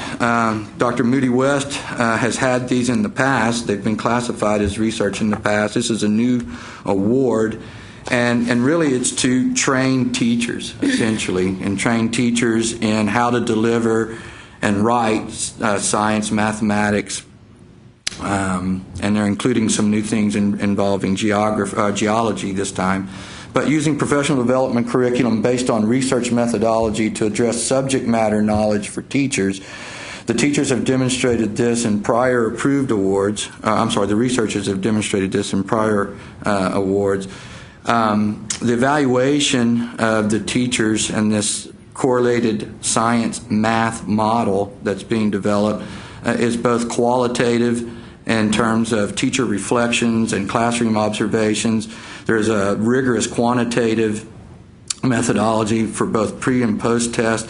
Those pre- and post-tests are not only given to the teachers, they're given to the students, and they're also, in this time, given to the principals. So it's a little bit more comprehensive type of data collection. We've got the IRB exemption on this one, and from my budget analysis, I can get to about 86% of the MTDC directly supporting the research. Okay. Any questions on this one? Okay. Take that one. The next one is from, I think it's 496. We periodically get these questioned here. If you're familiar with our endangered species program, the Houston toad in particular, in Bastrop County, as you know, a few years ago, there was the conflagration that almost burned quite a large part of the county. They are still continuing to rebuild Bastrop County, and through this support from the General Land Office, whether it's utilities reconstruction or in this case housing reconstruction, they can't do any of that type of reconstruction without consideration of the endangered species that are in that area. So what our researcher, Dr. Forstner, does is through his understanding and research of the toad, they set up barriers, they collect specimens, they do a lot of the monitoring of the various species, in this case it's just the toad, to help guide the activity and to sort of provide models for whether it's fracking in some cases, construction in some cases, utility deployment in some cases, how the interface between human activity and these endangered species can occur at a level where there's not unnecessary take of those species or those organisms. Questions on this one? Okay, we'll take that one. And the last one is we've got coded under 1.1.7, industrial collaboration agreement with university, colleges, centers, or institutes if at least half of the funds are explicitly designated as research support. This is part of a broader agreement between Texas State University and Micropower, which is a chip manufacturing company situated on the East Coast. What Micropower is paying for is the use and access of the reaction chamber in this case. And so they pay a monthly rate of about $7,394 a month to conduct, through partnership with our physics professors, the research on their prototype chip. So they're paying y'all? Mm-hmm. We have the machine. So we have the machine, we have faculty with the expertise, and so it's a sort of an industry university agreement. Was that? I had a question about this one. I mean, it sounds like what you've got is a facilities use arrangement where they're just paying you to use your facility. No, I mean, because no, we have it's part of the chip development agreement. So it's a multifaceted agreement between Texas State. I mean, we would not let somebody just come in. We don't do just pure facilities agreements. So in order for a company to work with Texas State, there's got to be the Texas State faculty member and students involved as well. And so it's driving their research through this collaborative effort. It seems like it's housed at Texas State, so how much of the budget is Texas State? Well, this piece is only $266,000. That's why it's an anomaly in that it's removed from the other parts of the agreement. It's a separate agreement, but part of the overall agreement between Texas State and Micropower. And we had that agreement either last year or a year ago. This happens to be just a separate piece of that overall umbrella agreement. Is there actually a budget associated with this? Because, I mean, and because most, like the facilities use agreement, they would just pay you and there wouldn't be any. Yeah. So, see if this helps. And it's a letter, from the Micropower chairman, CEO. As requested, we have the pleasure in providing this letter of intent to confirm our willingness to proceed with the agreements regarding the new chamber for the molecular beam epitaxy tool in accordance with our discussion and as outlined by you in our email. Yeah, I mean, I don't know how to describe it other than it's part of a research agreement. It's Amendment 6. And part of the prototype development agreement overall between Texas State and Micropower. It just sort of has the flavor of like supercomputer use time. It's like a core facility where you allot time out to do. Well, they're certainly paying for access and use of the equipment, right? But it's through a research partnership with our faculty in the physics department, material science, engineering. Is that on here? Is that something we can pull up here? What's that? In the documents? I don't have a lot of supporting document on this one. I have the agreement itself. Mike, is the agreement uploaded here? Yeah, try it, and there could be 2 pieces to it. Pull up the abstract. See if the first one's there, and maybe that'll help.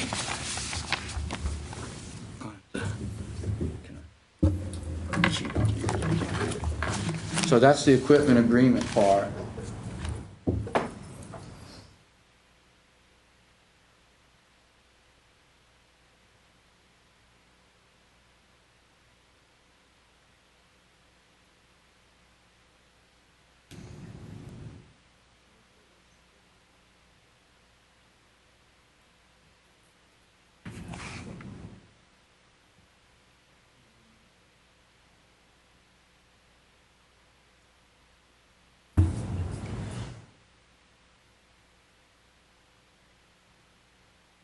What's the other document that we uploaded?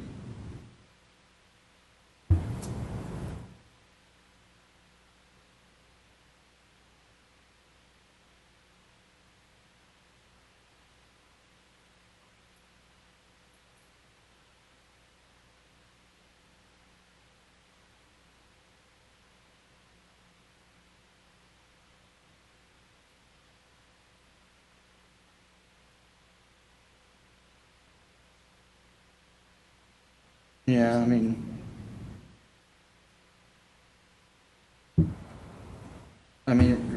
I guess really just in part of that other supporting document, amendment number 6, a prototype development agreement, as amended, the amendment is made and entered into to be effective 2nd day of April 2013, by and between Texas State, Micropower, parties entered into the agreement, captioned prototype development agreement. So it's not just Micropower coming to Texas State and using Texas State equipment. It's a partnership between, again, our faculty member, Dr. Myers, and Micropower. And this happens to be just one piece of the agreement where Micropower is paying for the use of the equipment. Would it be possible for you to get a copy of the original 2009 agreement? Sure. And like I said, we approved that one shortly after that, so yeah. And I can even, bring forward the discussion that we had at that time too. Okay. So you can get that today? I can't drive back to San Francisco. Well, if you can call somebody and... Yeah, I can try, sure, at lunch, absolutely. Okay. Sure. We'll come back to that one. Right, thank you.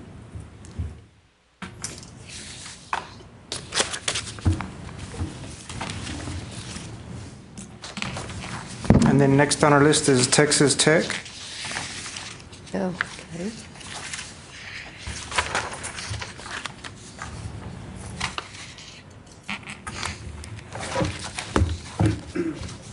Okay, I think our first one is Dr. Powell's. Oops, I'm sorry. Speaking to the microphone. This is a grant from the John Templeton Foundation. It's a research project addressing what causes countries or U.S. states to adopt institutions that support an environment of economic freedom that causes prosperity. Measurable outputs are intended to be scholarly journal articles, edited volumes, dissertations, research seminars, and newly minted PhDs who have an appreciation of the benefits of free markets and were trained while researching this topic. I've uploaded the abstract, I think the budget, and some information about the Templeton Foundation and their purpose on the website. So I don't know, does anybody have questions about that? Any questions on this one? Again, I would ask, what department or discipline or college? He is in the, he's really an economist. He's in our business college. We don't get a lot of those, that's why I was asking. Our economics department is actually in arts and sciences, but he is in the business college. Okay. Next one. Excuse me. The next one is called the SEED Project, Supporting Effective Educator Development. It is we're a subcontractor to the National Institute for Excellence in Education and Teaching. This is an award from the U.S. Department of Education, and it is classified under 1.3.1. We don't have an abstract as such, so what I uploaded were some pages from the actual proposal that show what the purpose of this is. It's a pilot of a partnership model called the TAP Connect National Pilot that promises to become an easily transportable, highly effective prototype of teacher candidate, teacher principal, and school effectiveness within the context of a school-wide design for competency-based teaching and professional development. This NIET has developed something called the TAP school process, and this has been implemented previously by our current Dean of Education in another location, and he's expanding this along with the NIET to a larger group of schools, and then with the expectation that it could be expanded nationally. There is an extensive dissemination plan, obviously an extensive evaluation plan as well. Are there questions on this one? I also uploaded the call for proposals that talked about the model development. Any questions on this one? Okay, take that one. The next one is an NSF funded project, 1.1.1. It's research and evaluation on education in science engineering. This is a collaborative project. It's interesting. One of our faculty members in education and one in mechanical engineering.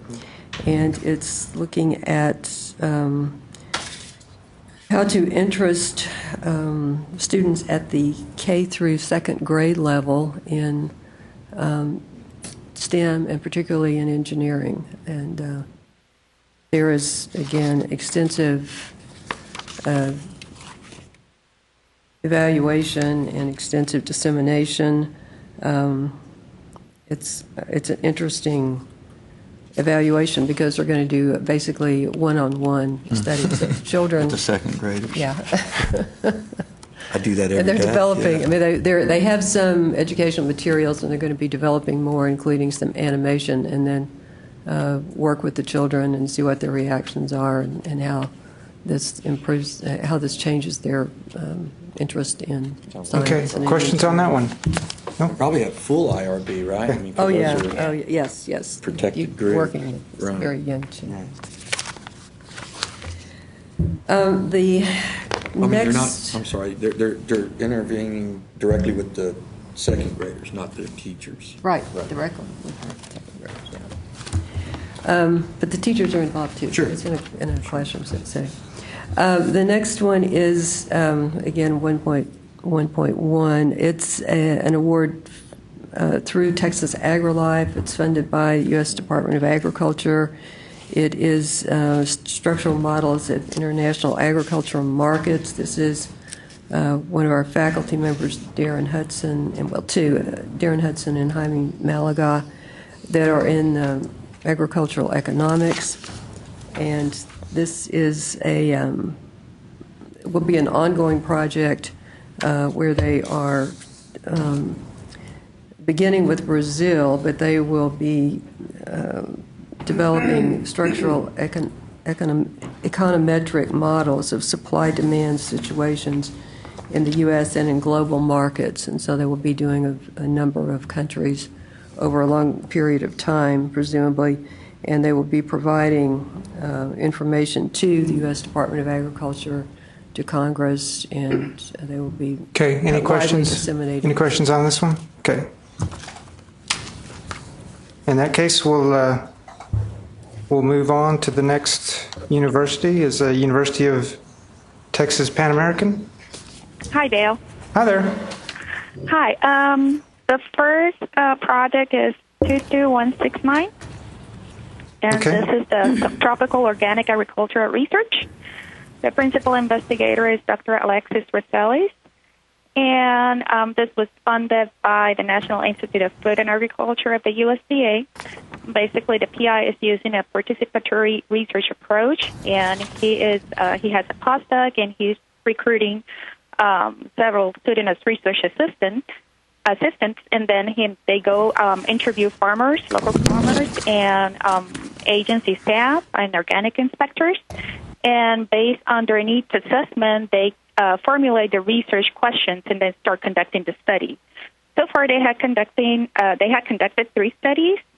One is in weed control and organic system. They have also done something on cover crops and organic system. They had surveyed agricultural pests and organic brassica, and a trial on tomato productivity in organic system. Okay. The intent of this is to come back and provide local farmers and the USDA with a solution, but the ultimate intent is to publicize widely the results. Okay, any questions on this one? Okay, we'll take this one as research and go to the next one, please. Okay, the 22171 was withdrawn earlier. Okay, so this one was also reviewed in an earlier year, and Yes. we'll take this one as a research. Okay. Then we have number 22181 and number 22182. It is the same project, same scope of work. It's that this was funded through the U.S. Department of Transportation. Later in the year, we got an award modification assigning the additional funds. And this is the principal investigator is Dr. Constantine Turani.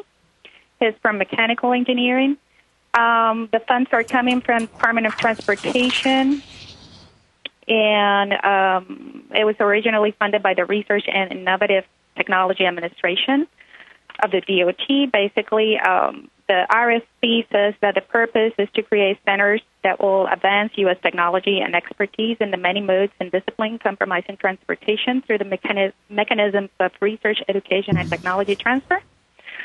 And basically, the intent of the center is to study the how to reduce fatalities and injuries on highway rail grade crossings, reduce failures by developing more durable materials and systems, develop advanced technology for infrastructure monitoring, and develop innovative safety assessment and decision-making tools. We are collaborating with 2 other institutions, the University of Nebraska at Lincoln and Texas A&M, I believe, Transportation Institute. And basically, they're engaging also students in conducting these research studies as well. Any questions on this one? Okay, we'll take this one. And the next one? They're both the same project, 2281 that's and right. That's true. 2282. Right. Mm-hmm. So next one also.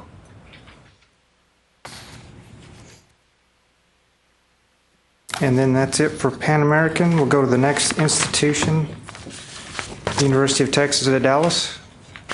Good morning, everyone. This is Bill. Morning. Okay, so let's take our first one, which is 21596, and that is a gift from the Simmons Foundation to our Center for Brain Health. And I attached, the gift was based on a proposal made to the Simmons Foundation. Our research shows significant increases in recognizing emotion and having empathy for others. There are 2 foundations that allow humans to connect and interact with one another. These are the 2 foundations that allow humans to connect and interact with one another. Without these skills, individuals have difficulties in establishing relationships and or functioning in society. And I would put this under, in the SAMs, I would put this under 1.2.1. There was documented evidence of donors' restriction for research, and 1.2.2.2 More than half the earnings are budgeted for research through the institutional accounting process. As a matter of fact, our Center for Brain Health asked for this to be classified as restricted research, which means that it's monitored by our Office of Postal Boards Management and Research. So all expenditures are monitored for as research expenditures. Okay, any questions on this one? No, but I mean, you have it as a trip request. That's a as well? trip. Is that a trip award also? I don't know that. Sounds like it could be. I mean, if it clearly is above the $250,000 threshold, and then $100,000 the minimum for trip match. So it sounds like. And if you're using 1.2.1, it's a donation. Just a thought. Yeah, I mean, it could be. I would have to find out whether. Yeah, your University Advancement Office may have it or something. Yeah, it would be in our development. They would do that. Yeah. We don't do that through research. Okay, Rochelle, go with the next one, please. Okay, so the next one is 21598. This one's interesting because this was an allocation by the state legislature. It was made to the University of Texas Southwestern Medical Center for their Center for Brain Injury.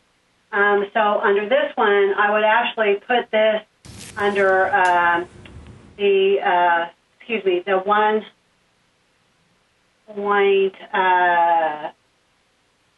1.1.4, the external funding to maintain facilities or equipment and/or operation of a center or facility that will be used for R&D. The allocation was made by the legislature to UT Southwestern, and they gave a portion of it to our Center of Brain Health, and based on a proposal which I attached to contribute to that center, it goes through what I attached was to implement novel interventions specifically to benefit service members and veterans, and this really is just in a development stage. We will develop and assess complementary therapeutics to enhance the effects of reasoning training to improve effective functions and complex memory. We'll develop state-of-the-art technology to deliver the pre- and post-assessments and booster sessions so that the program is scalable. In subsequent years of funding, will develop and train the trainer model to reach even larger numbers of veterans. So that's the purpose of the Institute, and that's our contribution to it, in which we received the interagency cooperation agreement. So is that going to qualify as a competitive state award? It comes to UT Southwestern as an appropriation. Correct. And then do you have to? How does it come to you? They gave it to us through an interagency cooperation agreement. So there's no kind of competition that you have to go. No, I believe that the allocation to UT Southwestern was $5 million, and of that they gave us the $1.125 million to contribute to this portion of the Center for Brain Injury. Because you all probably don't know, some of you may know, but our Center for Brain Health is down near the UT Southwestern campus, and it's actually where they're going to be building the Institute for Brain Health. It's like it'll be right next door to it. Yeah, the activity's not really the question as much as it is the source of the funding and how that if it had gone to Southwest and we'd be talking to their representative, it would be clearly appropriated dollars. It doesn't meet the NHARP requirement, and so we would have trouble there. The fact that it went through one institution onto you doesn't change, or I guess that's the question, does that change the flavor of the money? Because we get funding through A&M from time to time. So I think, we're seeing this as appropriated dollars, non-NHARP appropriated dollars. So it's not that it's not research. Yeah, no, and it is. We are treating it as restricted research. Again, it's going to be accounted for by our Office of Postal Board Management for the expenditures. Sure. But for the purposes of RDF, I don't know. Right, if and it we needs to weren't go through allowed, this. I don't know whether this matters, we weren't allowed to do anything with we didn't get the benefits that, UT Southwestern will get as part of the allocation. So we're charging, both salaries and benefits of the people that are working on this. We're kind of looking through the SAM now to see if there's some kind of provision that allows a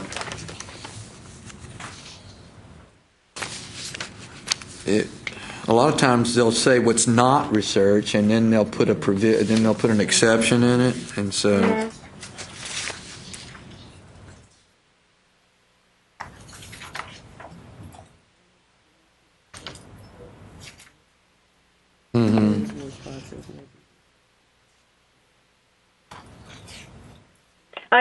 The only thing I can tell you is that the intent of UT Southwestern giving us the money is because of our contribution to making the Sure.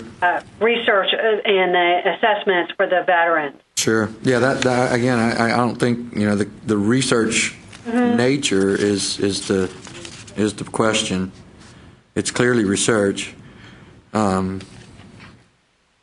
It's whether or not the money is allowed. This is Katie at Angelo State, just looking at the SAM 1.1.2, which qualifies state appropriations, discusses that it needs to be competitively awarded. Correct. That's one of the big issues. So I think two issues: one, non-competitive, and two, it's not this type of state appropriation that RDF recognizes. Is uncompetitive. Right. I mean, I suppose, I guess if Dr. Chapman were here, she would tell you that she had to go to the legislature and testify and compete for the money, which is why UT Southwestern gave us part of it. But it was not, the funds did go to UT Southwestern and then were given to us. But that makes it a direct appropriation, and it makes it not eligible for restricted research.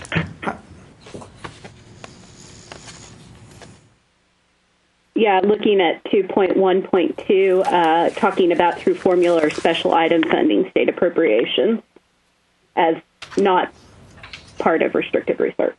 Correct. So we're going to say no to this one? I think we're going to have to. And then the next one, which is 21600, we withdrew because initially this is the second year of funding, and initially there was a lot of research and assessment that went into developing the curriculum to teach the teachers the STEM program. But we did not recruit any, or we recruited only a couple of the T-STEM academies this year. So we're going to withdraw that one. Okay, and the last one? Okay, and so the last one is a HRSA grant to us. In the statement of work which I provided was that Dr. Owen is going to collaborate with Dr. Coffey in all scientific aspects of the study, leading the components of the study involving observational assessments of the children's kindergarten classrooms, including the training and supervision of this component of the data collection, supervising the training of data collection staff.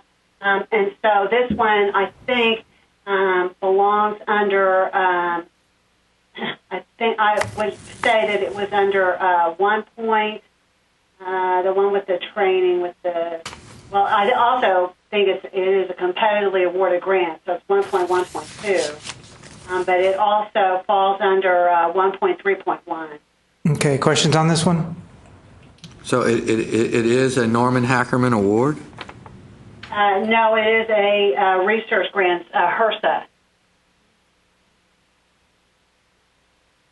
which is a federal agency. Correct. Well, I was following the 1.1.2 designation in the SAM. Oh, sorry, competitively awarded grant. Oh, by state. Sorry, it's not the state. It's can't federal. be that one. Sorry. Maybe 1.1.1. Right. Yep.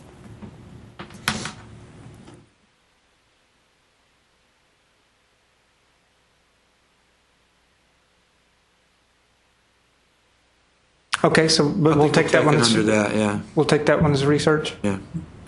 And we'll move on to A&M Kingsville. Thank you all. Hi, Rochelle. Good morning, Rebecca Davis, A&M Kingsville. Our first grant one is 22584, and that is a grant that was from Mohammed Abdul Rahman. And this one does have a CDFA number, 84.120, and it's for minority sciences. And this is engagement through research and innovation teaching. One of the good things about this one is the teachers we've got it divided up to we have the treatment population of students and then the students with non-treatment, so we can see if this extended curriculum that's being developed specifically for those classrooms for STEM and engineering makes a difference or not.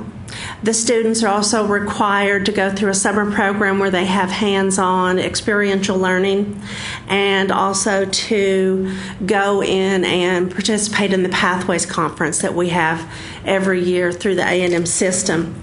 We believe this goes into the 1.3.1 curriculum development projects and testing instructional or educational models, and 1.3.2 activities involving the training of R&D Who's the sponsor on that? Okay. Who's the what's the sponsor? Oh, I'm sorry. It's through Department of Education. Okay. U.S. Department of Education, and it does have an IRB. We've looked at some of these in the past. Mm-hmm. Okay. And this year we had one through, we've got one through Brownsville, Kingsville, and El Paso. We just went over the one for El Paso. Okay. And we approved it. Mm-hmm. And we've looked at the one, mostly in the past, they've come to us through UT El Paso. Any other questions on this one? All right, we're going to take that one. No, you're saying that we've normally approved those. Is that correct? Is Yeah. What you're saying? Yeah. Okay. The second, 22590, is through Dr. Linda Chalou. For our portion of it, this is with the National Science Foundation, CDFA 47.076, and this is for the dissemination of minority institutions. And this is a collaborative research, interdisciplinary STEM graduate education in energy and sustainability disciplines. We've partnered with a consortium of other universities that are, now I can't find my notes on who all we went with. Okay. A&M Corpus Christi, A&M Kingsville, Prairie View, A&M San Antonio, International in Laredo, A&M Texarkana, Tarleton State, A&M Commerce, and then also going through A&M College Station. And what we've done is we're unifying the theme of energy and sustainability, using that for an overarching goal to open up multiple paths for the doctorate and professorates, and wanting these historically underserved populations to start seeing, again, the STEM engineering. This is out of the Graduate Studies Office in collaboration with the Engineering Department. We see this as part of the 1.1.1, where it supports university faculty, and also 1.3.2 for individuals of training and R&D techniques. Well, that's what I was going to kind of ask. What's the actual research component? Recruiting students and exposing them to STEM environment, or just giving them access, in and of itself is not. It's not research. Correct. So For us, what's the research study? Our main portion of it that we were funded for within the consortium is for us to hold a symposium where students that have been working with their mentors and professors that have developed curriculum specifically for this will be presenting at the symposium with poster Is that sessions. the entirety of the award? For us, Yeah. that is. Let me look at my budget. Because I think there's a provision in the SAM for conference support. Right? So what is the bulk of the budget? So what's, It's for, the bulk of the budget is for the faculty to have the peer review and mentoring of the students, and for it to go with the, can't find my budget. Can you bring up my budget that's up there? We've got it all in there.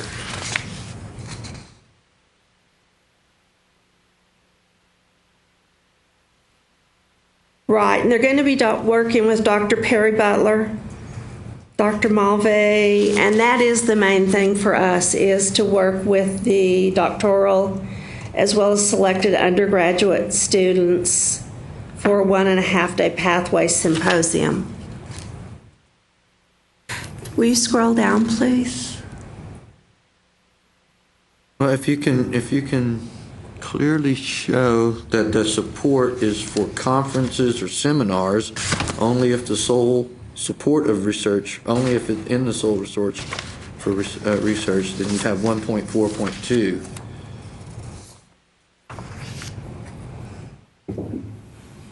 And it is, we only have a small portion for the faculty for collaboration of this and for pulling this together for the participants of the symposium. What is the entire budget?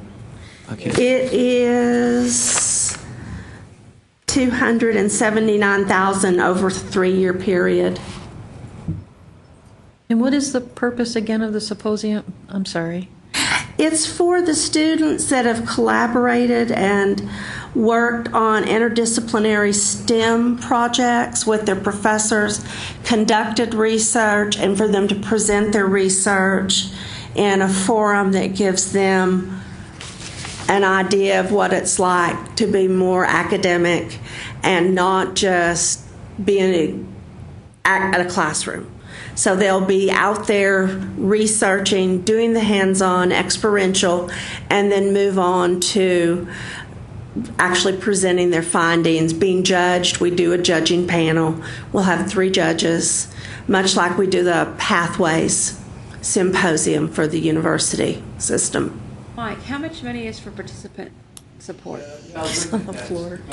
56. Stipends, and then 7,000 travel, and 14,000 in subsistence.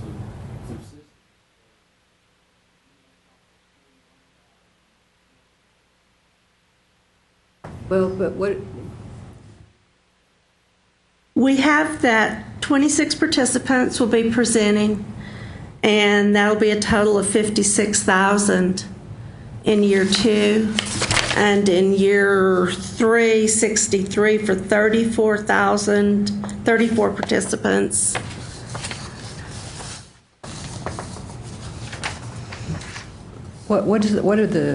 Is the participant support cost for? What?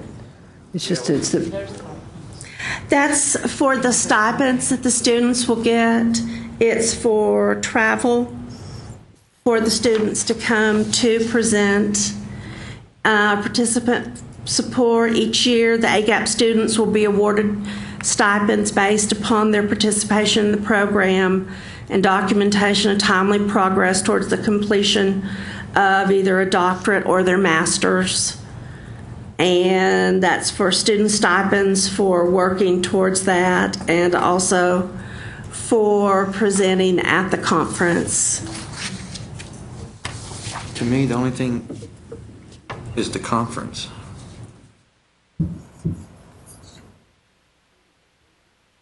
Well, it's a support to come to the conference, but I don't know if the stipends actually support research activity more than it just gives them an opportunity to persist in the program. The students will also be working towards doctoral students, and we'll be working with multi-level mentoring with lower level students to help them learn how to research and understand more of the concepts and the experiential relevance of engineering, math, and the other STEM projects. So is this a flow-through Yes, it is flow through. from A&M system? Yes. College Station was the prime award, and this is flow through.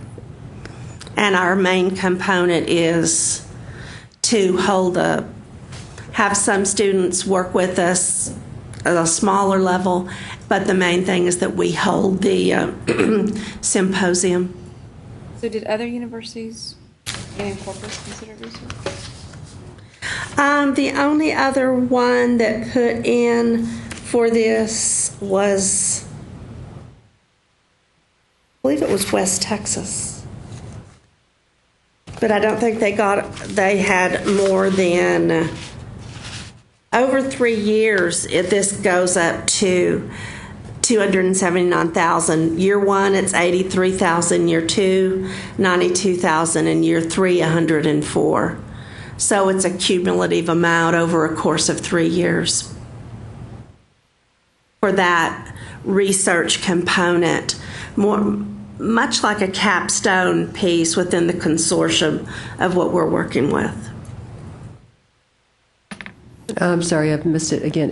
The sponsor, the ultimate sponsor, you think it's College Station.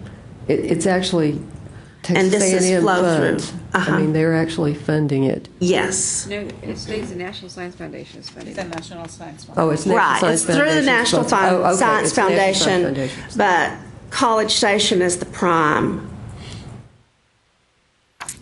Do we know what program within NSF is funding it? Yes, I pulled that up. Let me tell you.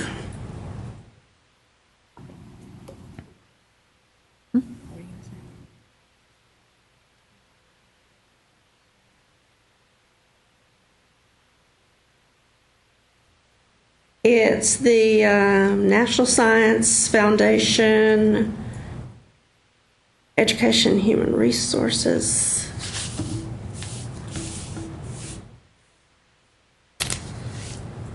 Make sure I have the right one, and I do. Okay. It's to provide leadership, ensure vitality of the nation's science, technology, and engineering. It's Education and Human Resources, EHR, out of the National Science Foundation, and support developmental models and strategies for providing all students with access to high-quality STEM education. So part of this is the developmental of the models. If you go into the first handout that I put in there, the first PDF, please. That'll give the committee some more information as I highlighted the areas that I felt did apply and how they correlated with SAMS.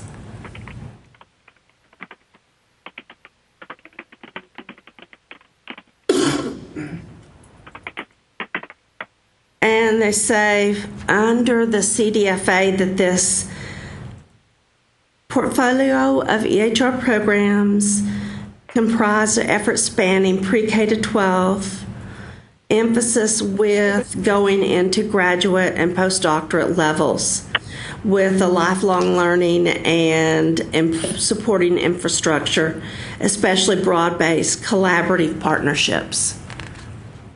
Well, your item 5 there definitely qualifies. It's just a question of whether that's the primary purpose of the project. And 1.4.2 lets us put it in there if it's solely for research Yeah, you've got and some nothing mixed. else. And this doesn't seem to be solely for research. No, she had mentioned earlier, I think, in conjunction with 1.3.2, so it's a mixture of things. It is a And- mixture and, of the two. you know, if it was just mentoring, I'd have trouble with that. So, And it's not all just recruitment Right. and selection. The main thing is building a sustainable and well, that's what caught enabling everybody's environment. attention. Yeah. And help transition students into PhD and professorates.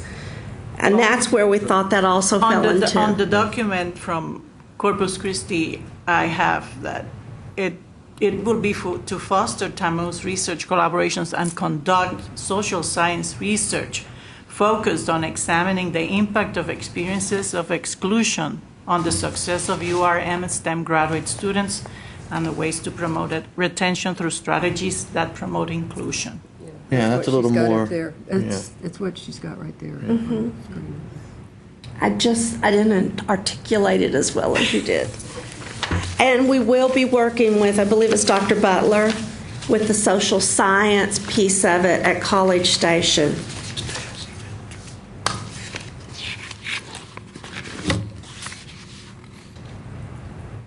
And there's some more if you want to keep scrolling down for the committee. Because we're going to be using evidence-based, which gets into the research more and go into, if you'd stop there for a second, please. I can't read that. Show that research, and they'll be conducting research so they can see how conducting the research, being a part of all of this, can lead towards the goal that they need.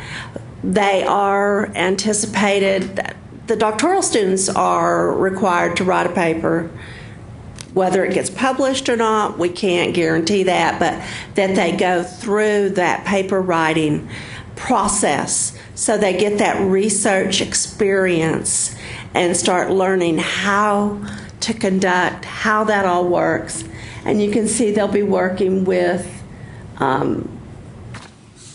the impact of experiences for graduate students and be working with Dr. Adrian Carpenter-Sewell out of the Department of Sociology. Like it's funded with A&M dollars, not the awards. Well, and it also just seems like it's part of the instruction,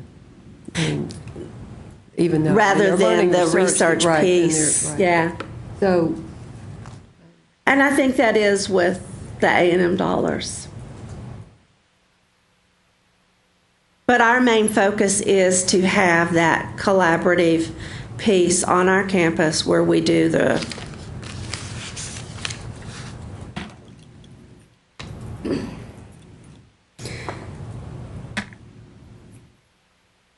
You'll scroll down a little bit more, please.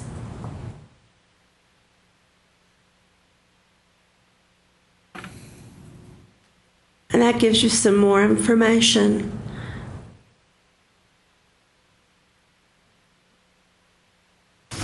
And let me look at this combined budget.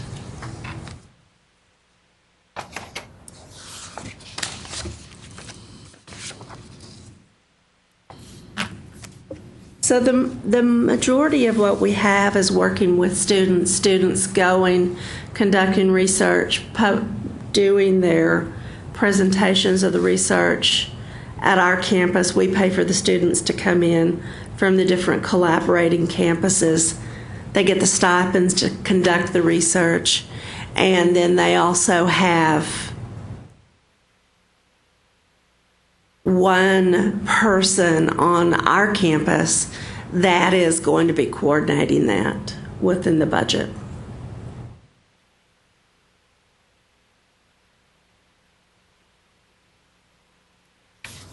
In some ways, it goes into that pedagogical piece that's within SAMS.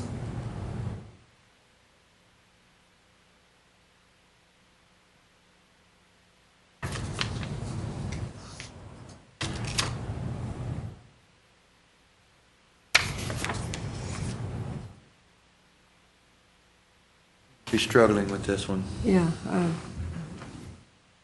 We either call the question or. Would you like for me to add the budget up a little bit more and then? Well, you have some components, but you have those, some of those other costs that seem to be more along the lines of recruitment. And then you mentioned the hands-on research training and the conference, and so we can see those components, but we're just not sure if it's at the level. I mean, I guess we would apply the 50% rule to this one as well. But when you look at it, it's difficult to put the I know. cost into one bucket or another one, budget, It's just there. Yeah.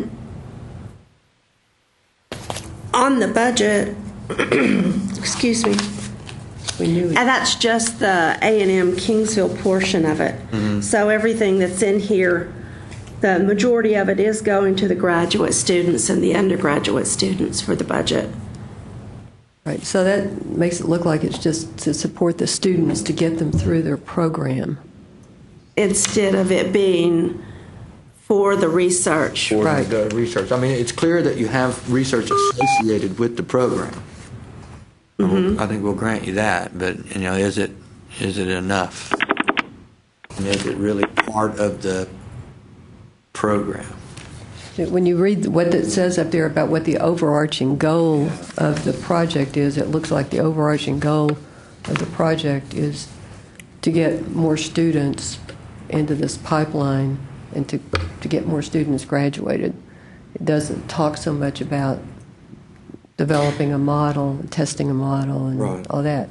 It does have one component there of it that talks about doing social science research on this. But that doesn't seem to be a primary purpose.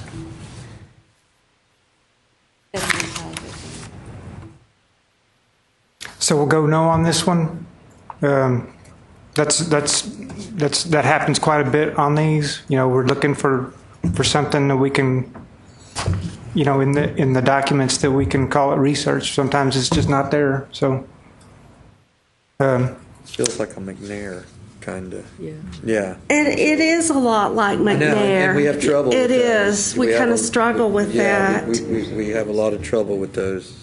Yeah, we have an overall strategy, build a critical mass of students. Yeah. I mean, in the several years we've been doing this, only I think one McNair has gotten. That was A&M Kingsville. Was that right? Yeah. That's the year. Okay. I Okay. It, but it was a different thing. Mm-hmm. It's different. The only one that's ever been through. yeah, it seems like about half of the McNairs kind of Some get of them through. have come through. Yeah, they're trending now. I mean, like I said, we learn, from these discussions. Some are really heavily based research, and some are. Mm-hmm. And ours is, graduate programs. yes, very heavily based, even with our undergraduates on the McNair. So, and this is heavily based. It's just, okay. They're going to conduct the social science. If you'll scroll down to 6 on the description, that might help a little bit. Let's see, keep scrolling, if you would, please.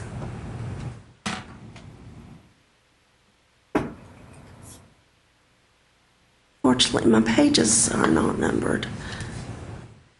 It's going to have a research description, and it does talk about Dr. Carter Sowell, and that the proposed research is going to examine the impact of experiences of inclusion and perceptions of isolation of the students at all of the 5 PhD granting institutions. So that's the main thing with this and how students are going to be incorporated in the research. It's going to be research of the faculty and us gathering more information so we can better serve minority students. So But it seems that research is going on at A&M. Pardon? That research is going on at A&M, not at A&M Kingsville.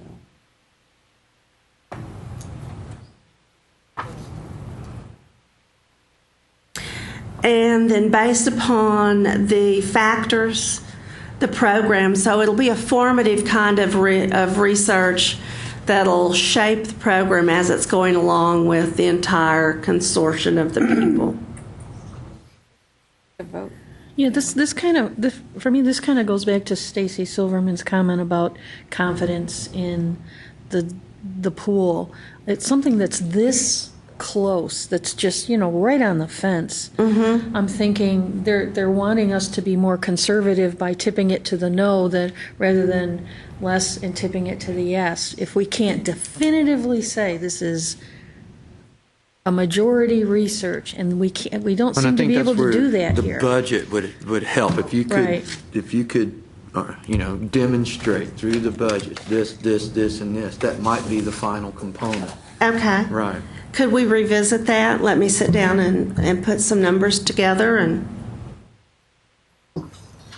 or it's too late for that? You can do that. We've got 15 or 16 to go, I think. Sure. So absolutely. Okay. Okay. The next one is 22596. That's Dr. El Kasabi.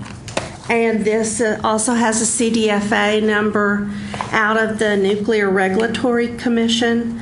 And this is SAMS 1.1.1. This was monies that were given to us to build our nuclear engineering program, and it's specifically for the development of a faculty member, to hire a faculty member, give them time off, and for development. So we saw that as going into the awards to university faculty to respond, because they also get 2 courses off for research and development as junior faculty members. My notes on this one show me that I can't really find an actual research component. Where are the funds going for an actual, majority research on this? I couldn't find Sounds like it's allowing them professional development. And it sounds like it's building an instructional program. Yeah. They get a 50% release during the project period to develop their research program in nuclear energy and to do their research. So it's a fledgling program, and it's there to develop it and for them to do the research, to get tenure and to develop the program. To buy out E&G funds, allow them more time to do research. Yes. The faculty recruitment program, right? Narrow. It's got to be nuclear. With the nuclear energy, because we have several of the engineering faculty that have been at, I'm sorry, I just went blank. Oak Ridge, yes, thank you. And that's what the budget is for. So it goes directly into the SAMS.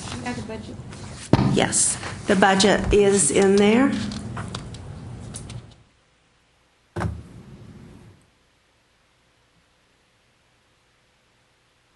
So it's NSF? It's nuclear regulatory. Oh, I'm sorry. It's like I think maybe it was a deviation that. So the salaries can be. Yes. Drawn throughout the academic year. Yes, and through the summer also for research. So they can work 12 months on that. But we do this with all of our faculty, give them time off to do research. And it's the research that they do during that time that we count as research, not the time off that we give them. It's the research projects that they actually accomplish during that time. Right, but most faculty members do that on their own dime. And this is one where they gave us the money to develop the program. And Sam specifically says in awards to faculty to support R&D activities. But you That's don't how have a we felt faculty that. member there. I mean, you don't have a faculty member. This is not an award to a faculty member. It's an award to the university to recruit a faculty member. And this Correct. faculty member is going to be doing instruction as well. One correct? class. I mean, they're going to be doing all of the things that a faculty member does. Yes. Right? But they're going to have some release time. to do Correct, other- because during the summer, we're all on 9-month contracts, so summer salaries are you either teach or you get a grant to do your research, or you do your research and pay for it yourself.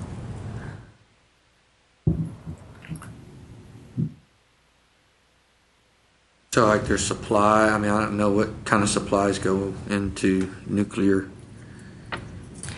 I know that the Budget breakout, that's the budget over here. engineering department has said they would supply them with a lab and they would match some of the funds. There had to be a match, and they've contributed to the match of the funds.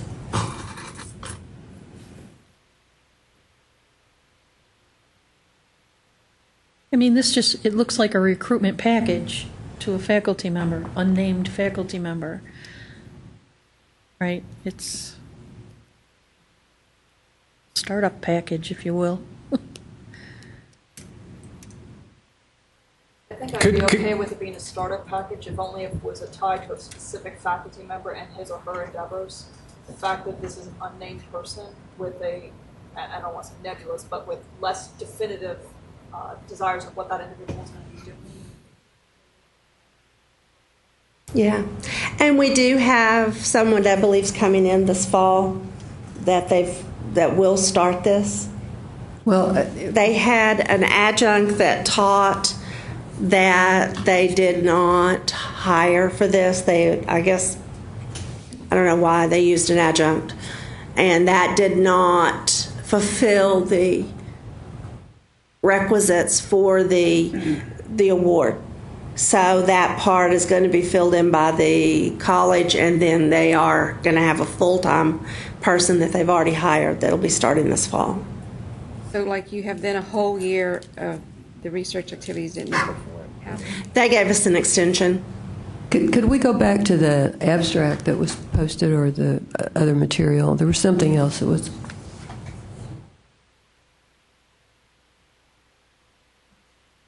Okay, then go to the other material, the other PDF.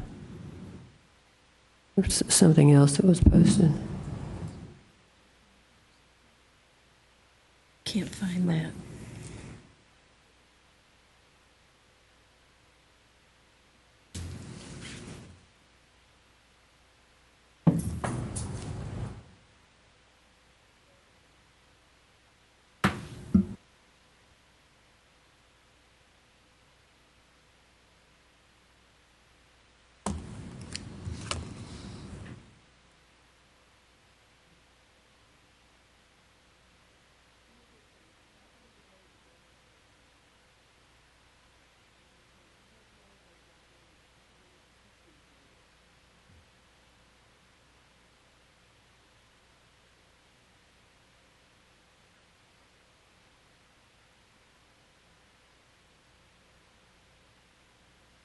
More about what it says about research, if we can. There. Oops.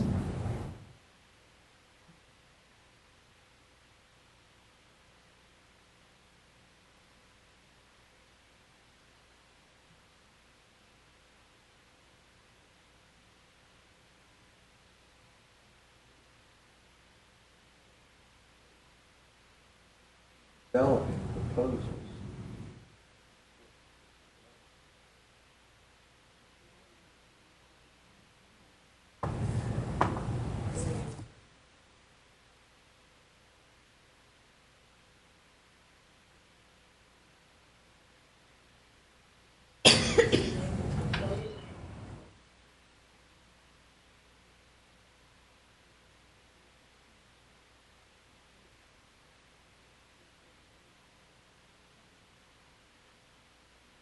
Faculty development.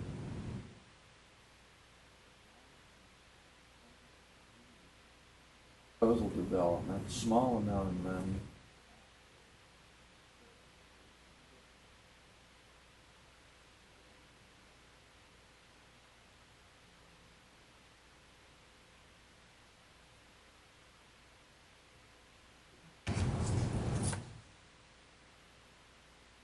Different. Could you scroll to the next Yeah. page? I don't think we've encountered something like this before. Professors and research.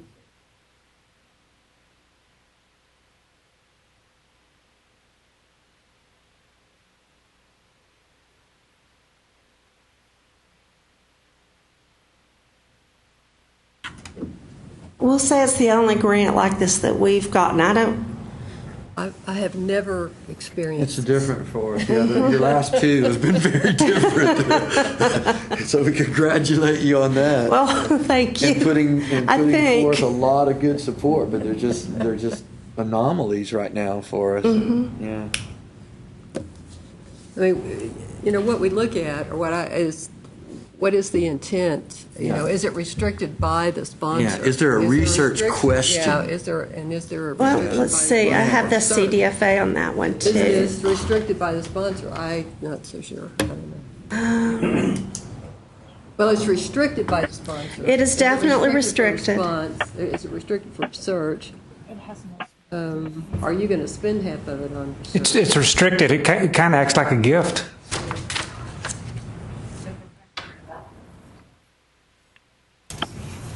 Faculty development, how much of that's research? There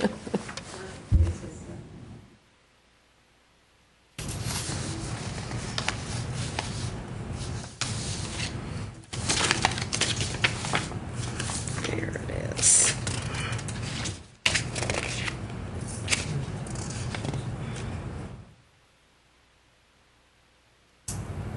Well, when we've gotten ETF funding for research superiority, that was pretty clearly for research. Yes, research superiority. Right. That's the only thing I can compare, compare it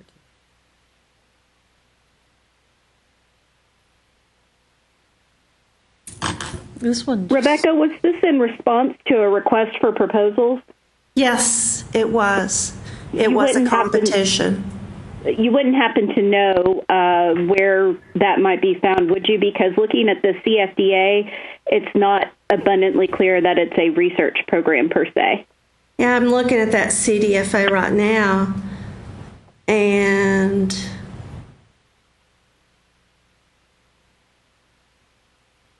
it was under the applicant award procedure. It did have deadlines for regional formulas.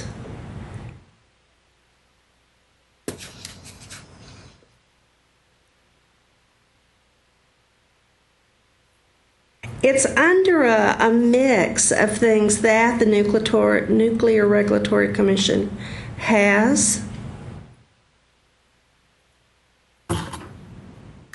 And it's the 77.006 of all of these different things that they have upon their website. And the 006 is not showing up right now. So, yeah.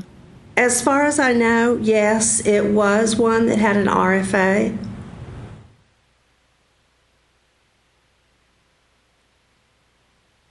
Vote on it, Dale? You want to vote this one, or what do you want to do with it? Any other questions?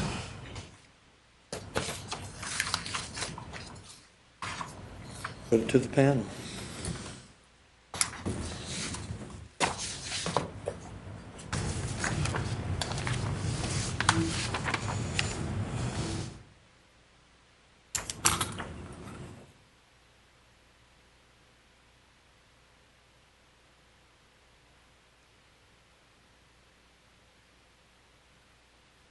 Okay, we'll vote it And you say yes or no. You can abstain too. Angelo State? No. Lamar? Midwestern? Prairie View? Prairie View? No? Sam Houston? Stephen F. Austin?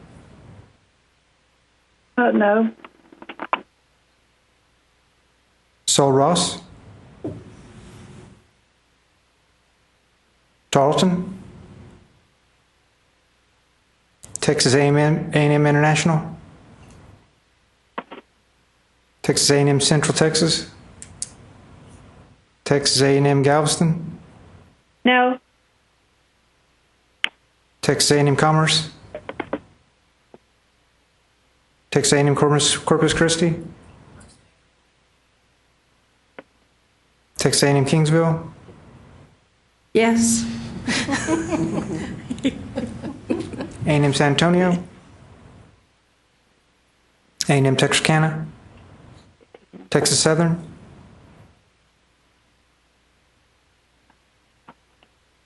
Texas State? No. Texas Tech? Yes. Texas Women's? UT Arlington? No. UT Brownsville? No. UT Dallas? UT El Paso? UT San Antonio? No, sir. UT Tyler? UT Permian Basin? UT Pan Am? University of Houston? No. University of Houston Clear Lake? No. University of Houston Downtown? University of Houston Victoria? University of North Texas? No. North Texas at Dallas? West Texas A&M? Okay. So we'll go not research on that one. Alrighty. Okay, so the last one is 22612. This is the Leaders Program, Learning, Enhancing, and Developing Experiential Research Skills. This also has a CDFA number of 10.223. It's Dr. Kim McCustian out of the Department of Agriculture. It's a total award of $800,000 over the next 4 years. It's out of the U.S. Department of Agriculture. It does have an IRB. This is an award that is in collaboration with New Mexico State. It's going into 1.3.1, 1.3.2, and 1.4.2 for the SAMS document. Students participate in experiential research in this grant. They go into the everyday world of agriculture and scientific projects. They go on field trips, see how the reality of what they're thinking about doing really works. See research in action. Then they go back, replicate the research, do internships at the places where they think they want to work, come back, work with their faculty mentor to continue that research, do new research, write papers, and then also present at different workshops and mostly a symposium or a conference, depending on who they are working with. One of the really good things about this is we exchange students. They work with different faculty members, learning different research techniques in the different fields within the agricultural fields. And basically, before they've invested a whole lot of money, gotten into the research, gotten into the application, the experiential hands-on of what it's going to be like, and know if this is the way they want to go, or if they want their research, once they've been exposed to some of these other ideas, research activities, and conducted the research, if this is what they want to do, or if they want to move to a different area. So that's what this grant is about. And you described a lot of activities that would fit under 1.3.2. Yes, What's sir. the IRB for? What are they querying? Who's querying the students, and for what purpose? We do a survey with the students at different points within the program for formative and summative evaluations. And at A&M Kingsville, if you do a survey, if you have any contact, then we have to have an IRB. Well, I don't see any curriculum development. They are developing curriculum. The faculty go in and change their curriculum depending on if this is what, much like the first one, they're doing the kind of modules and peer mentoring and additional modules that for the students to be able to have research capabilities within their programs. And the curriculum is ag curriculum? Yes, it is all ag with an emphasis on the USDA.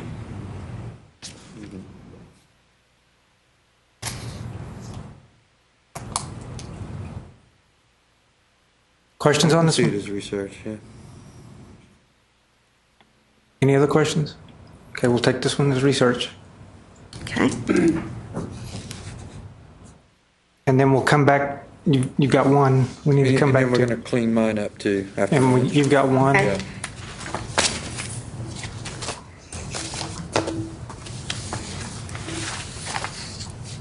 So Thank we'll you. continue. We'll continue on to Prairie View. No. Oh, I thought we were breaking for lunch.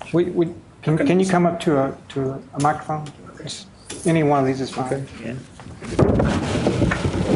Dale, I sent my information to your email address, so you're going to have to pull it up.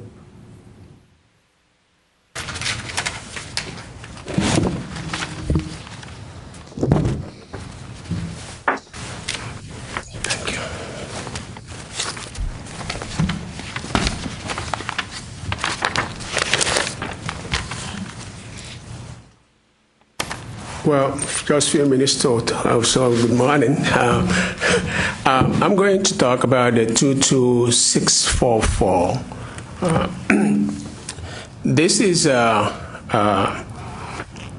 SF project on smart grid simulator development for teaching and research.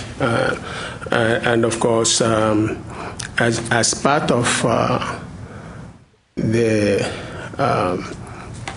models that make up this simulator that they are really researching. Faculty and students doing research, and part of that research that they're doing has components like smart devices, cybernetics, microprocessors, etc., that they're incorporating into all of that. And of course, development of curriculum that they will be using in teaching students. So strictly, it has a lot to do with, of course, research and teaching. As far as SAMS, section 1.3.1 is a good one to look at in that aspect.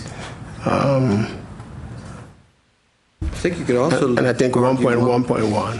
1.4.4. 1.4.4, yeah. Right, I mean, it sounds like you're doing Exactly. infrastructure development. Exactly. Sort of like a high-performance computing, although this is this simulator Right. with software. So, questions on this one? We like this one, go on to the next one? Okay. The second one is 22659. This grant is used to support continuing as a USDA funded research project. So it's continuing agricultural project at 1890 land grant institutions that include Tuskegee University, West Virginia State University. Funds appropriated under this section shall be used for expenses of conducting agricultural research, printing, disseminating the results of such research, contributing to those other ones. It also has to do with acquisition, alteration, or repair of buildings necessary for conducting agricultural research. So everything about this particular funding has to do with research. Questions on this one? Yes, ma'am. Agricultural research. Well, the various activities within agric relate to animals, relate to plants, crops. So all of these, and of course, infrastructure development as well.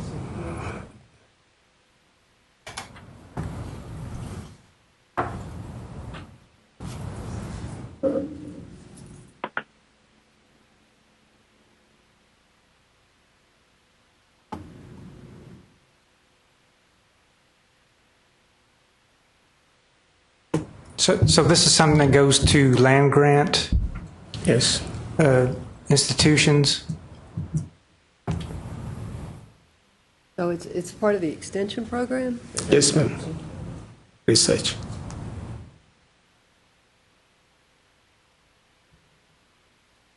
I thought part of this, some of the things you can spend it on can be on construction and stuff like that. You can also use. So by our SAMS document, that you know, when you go to report your research expenditures, you'd have to take the construction out.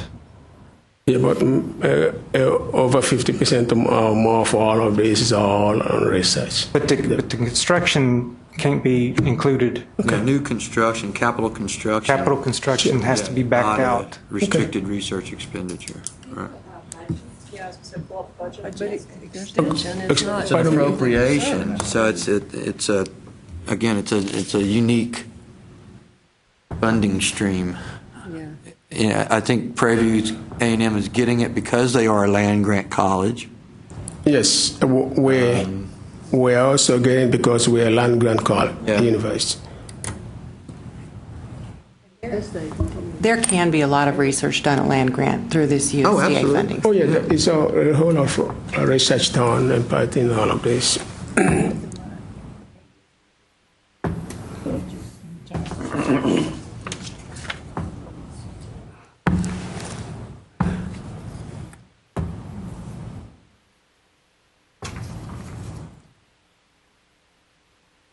So if there's no other questions on that one? Yeah, the CFDA does at least have some language under uses and use restrictions.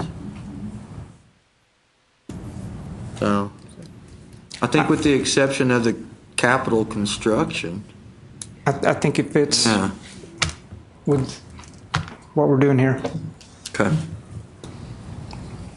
So thank you. Thank you. And we'll move on to, well, let me see here. What time do we have? 10 after 12. What do you want to do? You want to keep pressing on? We just got. How many do we have?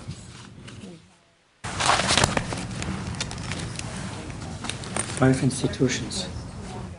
13 plus 2. 13 and 2 recovers. Soon, or do we have anything left on the agenda besides the awards? Just the usual.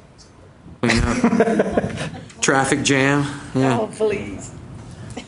I can keep going as long as the coffee's holding up. It's up to these guys. Everyone want to keep going? Okay. Yeah, we can keep going. Some of them are quick, some of them are not. I think we get. I don't know. There's maybe a couple more that we'll have to slow down for. I think we're looking good though. So let's go ahead and go to Texas A&M Commerce. Want to take a little break? No, I'm saying if we break, it will be an hour before we get back. Yeah. So let's go ahead and look at Texas A&M Commerce.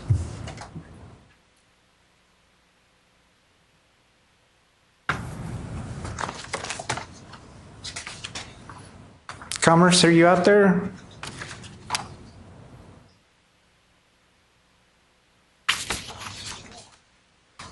Okay, so well, we got documents there. We can look at them.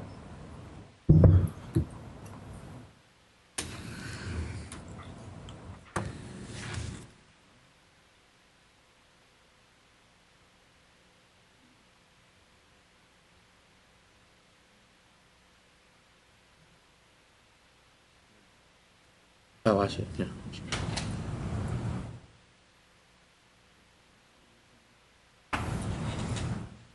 On this one, my question was, how much of this is actually research related? Opposed to not. Well, we had a knockdown drag out in our IRB a couple of years ago on action research. And the problem we had with it is that the person it was a doctoral student, and she was a principal. She was a principal at a local school, and she wanted to conduct the action research on her teachers, and so there was just too much risk for the teachers, and so it just spurred this big old discussion about action research, and what I came away with it from is that action research is a viable model in education research. I guess the question here is this all about action research? Right. So, but it took me a couple of years ago, just to understand what that meant. This is funded by the coordinating board? Yes.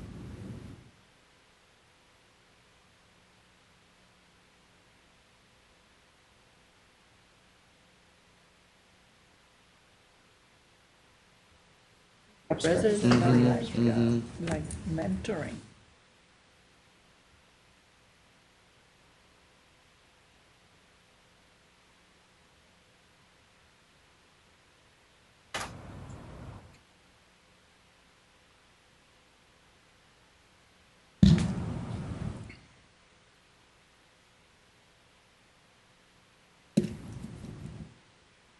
Well, the goals, are one thing. How you arrive at those goals, we don't have anybody explaining to us.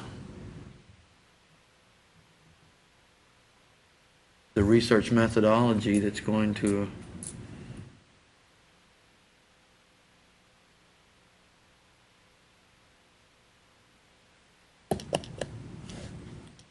Objective number 1 is least.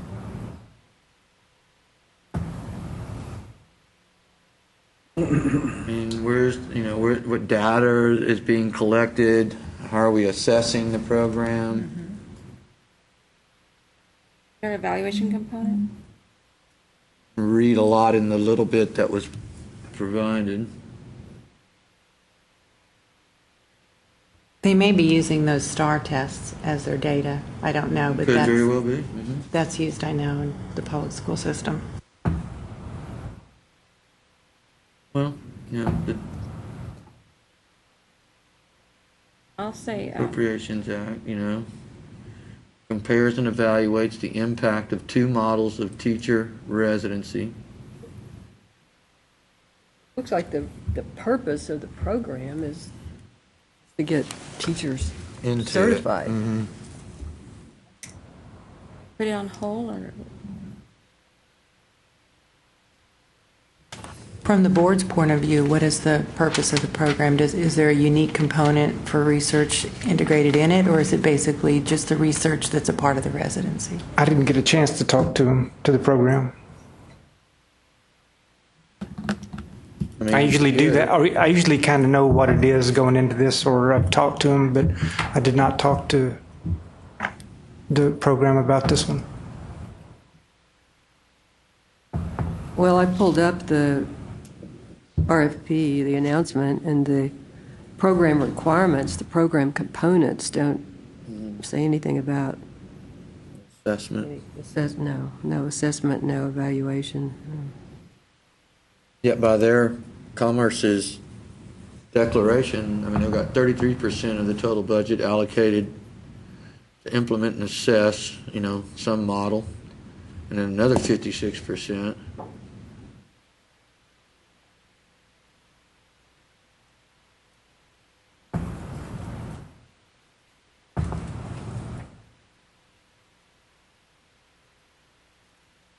Well, one of the requirements is measures of appropriate progress through the program, so they would have to do that. But it's just evaluating the program. That's not any generalizable knowledge necessarily.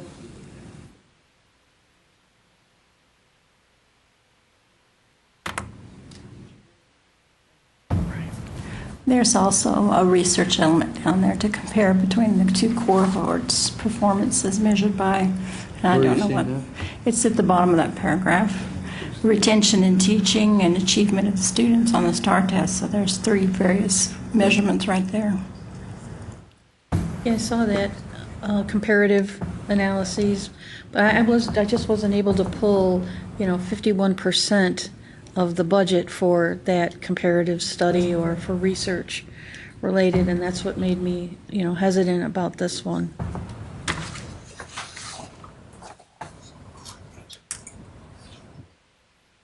I like that. I mean, if you have a control group, you have 2 groups.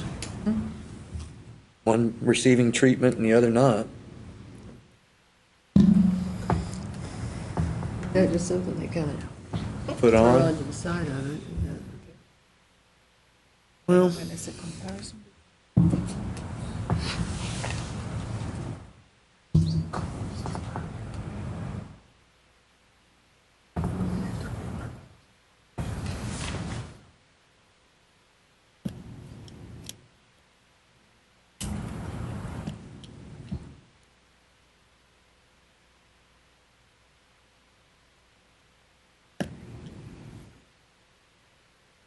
Budget. we see budget. Where's the budget?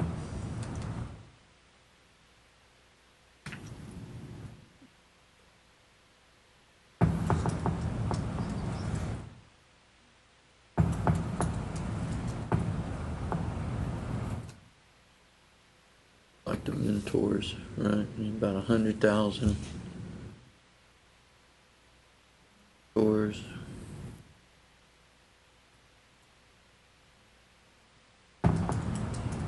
So you take out the tuition and tuition-related fees. There's the mini grants.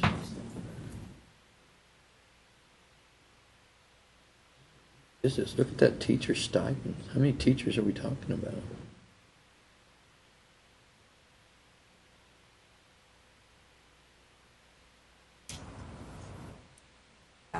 Yeah, what's the total budget here? Well over $1 million. How many years? 1.2.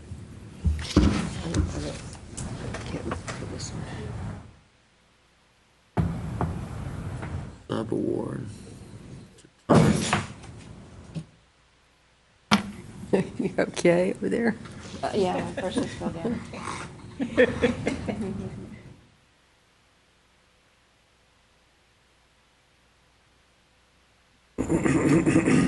The ERU.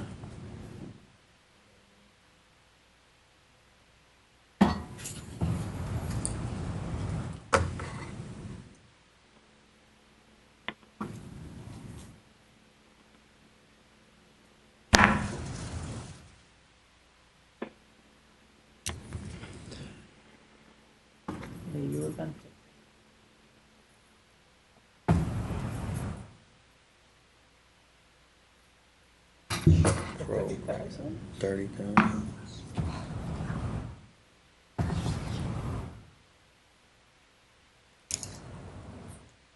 You want to vote this one? Not developing a new model, it's assessing it, it seems like. To see if it's funded. A lot of the projects here at the board are research. Some of them aren't. I had problems with this one too. I'm going to tip my vote that way, but I mean, we can call the vote to see how the rest of the panel feels. Let's just go down and vote this one. And so Angelo No. State, no. Lamar, Midwestern, Prairie View. Prairie View. Prairie View. Yes or no? Yes. Yes. Okay. Sam Houston State. No. Stephen F. Austin. That was a no. Sul Ross. Charlton. Texas A&M International. Central Texas. Galveston. No. Commerce. Corpus Christi. No. Kingsville. No. San Antonio. Texarkana. Texas Southern. Texas State. Yes. Texas Tech. No. Texas Women's. No. UT Arlington. Yes. UT Brownsville. No. UT Dallas. UT El Paso. UT San Antonio. Yes. UT Tyler. UT Permian Basin. UT Pan Am. University of Houston. No. Clear Lake. No. Downtown. No. Victoria. University of North Texas. No. UNT Dallas. West Texas A&M. Okay, that's a no.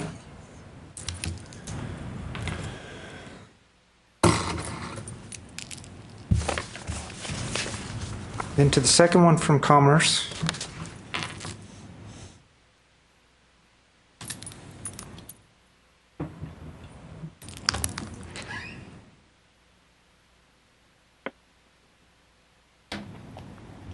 Hey, Dale, Yeah, are you talking about Commerce Trio? yeah.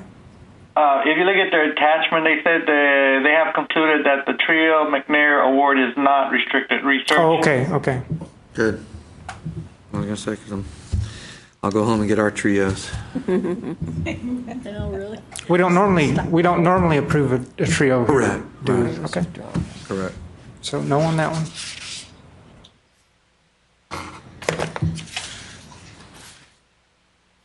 Then University of Houston. Okay, the first one, 22817, is a part of the HIV/AIDS program that we've already discussed. Okay. And so, So we'll take that one. Take as a that yes? one. Yes. The second one, 22863, is Hazard Seas Type 1 Real-Time Geospatial Infrastructure Modeling for Disaster Response and Rapid Recovery, is through UH's Civil Engineering Program under the CFDA for Engineering Grants. Off of their proposal, Hazard Seas seeks research projects that will productively cross the boundaries of the atmospheric and geospace, earth, and ocean sciences. Computer and information science, cyber infrastructure, engineering, mathematics and statistics, and social, economic, and behavioral sciences. Was there a specific question on this one? No. Okay, let's take that one. All right, thank you. And we'll go to Arlington. UT Arlington. Hi, Dale. It's Sarah. Hi there. I sent you an email a little while ago that had an updated abstract for the first project. Okay. 23084. And I apologize. We had a mix-up, and the abstract that I had uploaded is not the correct one. Okay, we'll bring it up here in just a second. Thank you. Do you want me to go ahead, or you want me to wait? Yeah, go ahead and start talking about it. Okay. This is a Department of Defense funded project, the evaluation and characterization of energy storage modules at high rate for naval pulsed power applications. The CFDA number 12300 is basic and applied scientific research. The abstract that I sent, and again, I apologize for that mix-up, it is high energy storage that's needed to supply power to a wide host of high pulsed power naval applications. Among these applications are the electromagnetic railgun, high power microwave generators, and the ONR solid state laser, among others.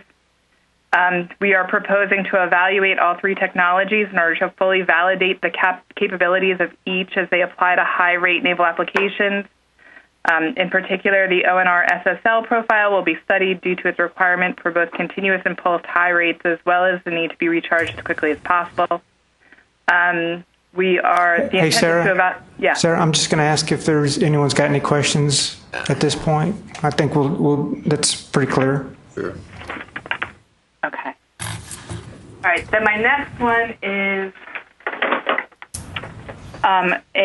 Dr. Glenn Mattioli in Earth and Environmental Science has an assignment at UNAVCO, and I am proposing this under 1.1.1 or 1.1.4. His services on behalf of UNAVCO will include science and community support, project management, development of grant proposals, award management, and otherwise advance UNAVCO's strategic direction of their geodactic program. And their geodactic infrastructure program operates and supports geodactic networks, geophysical and meteorological instruments, free and open data archive, software tools for data access and processing, fiber infrastructure management, technological developments, technical support, and geophysical training. Their education and community engagement program provides educational materials, tools, and resources for students, teachers, and university faculty and the general public. Was there a question on this one? Yeah, it sounds like he's acting more like a project director or program director than SF would. And when we've had those IPA agreements in the past, we've decided that those were not research. We're not restricted research. It's more of an administrative management function. And it mentions research overview, overseeing research might be part of those functions, but overviewing research, and he also is conducting research there as well. And since it wasn't, the UNAVCO is a collaboration of universities, and they're a funded center by NSF, so since it was a research-specific center, I was thinking this might be a little bit different than the NSF program director role. I guess the question would be, how much research, right? Now, how much is he doing this just as a What we administrator, have here is, it's pretty brief. Yeah, we just have the description, and it lists that the activities on behalf of UNAVCO will include science community support. That doesn't sound like research. Research project management, that sounds like research. Development of grant proposals. Yeah. Award management, whatever that means.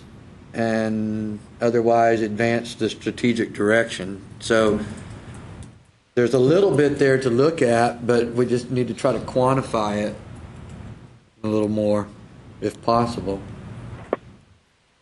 Do you have the original? And all you have in the budget is just the salary, right? Yeah, it's just his salary. Yeah. Do you have the full agreement by any chance?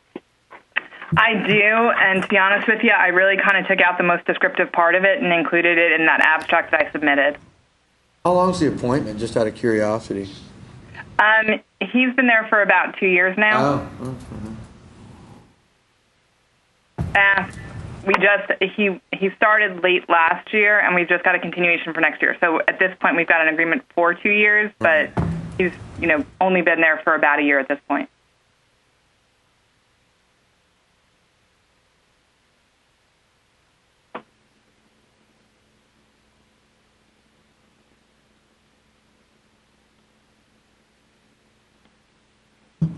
I mean, if those other activities hadn't been included, then it wouldn't prompt the question of how much research. But since those other activities are included, we're compelled to try to separate out the administrative roles from the research roles.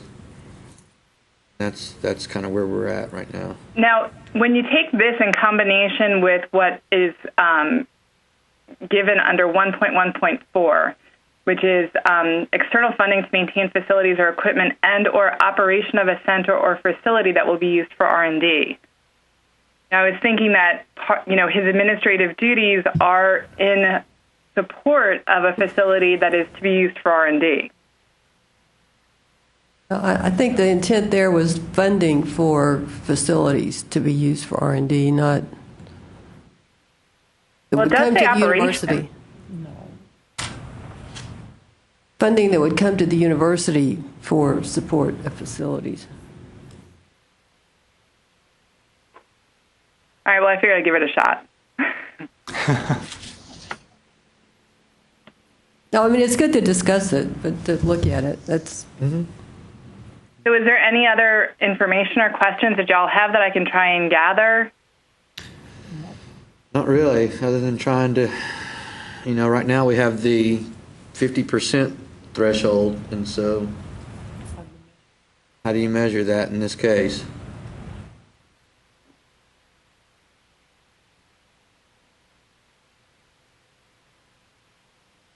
And I think that, in my mind at least, the administration that, is usually a little bit more cut and dry for, faculty at the university, because, it obviously isn't research related, but a lot of even the administration that he's doing, it's pretty much research related because that's his function. The function of the center is all research. Well, and that may be, but some of the expenditures may not be. You could be paving the parking lot and, making this... It's all his salary. That's true. This is 100% his salary. But is 100% of his effort associated with that salary only research? Right? And so it kind of gets back to my question. I think the argument can be made that it is. Since it's the center is a research center, everything that he's doing is really in support of research. Well, but you could make that argument then that everybody that works at NSF is 100% research. And we don't think that. The effort side, that's not possible because of the administrative functions that they do to run the center. You could not actually count that as 100%. There's actually research going on at this center, though, which is a little different than the NSF appointments. Although if y'all want to rethink those, I've got a couple I'll put forth. I know. You put forth one last year, too, I think. Yeah, it's not a question that, what Univaco does. The question is, what is Dr. Mattioli doing with his time? That's the question. And from the brief I know that he's definitely using the lab and the facilities things. And conducting research, at least for part of his time.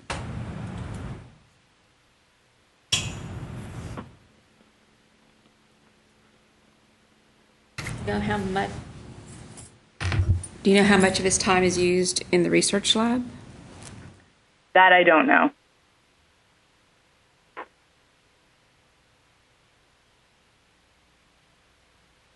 I would say if we can't answer the question, we can't put it in. But then that means we have to exclude it because we can't answer the question. Yeah, because the question is pretty specific.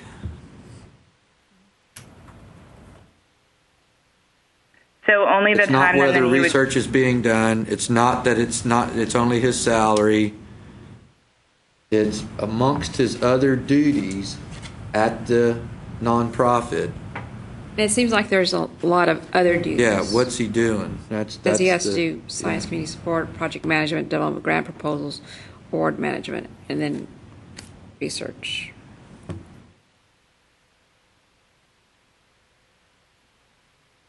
Okay.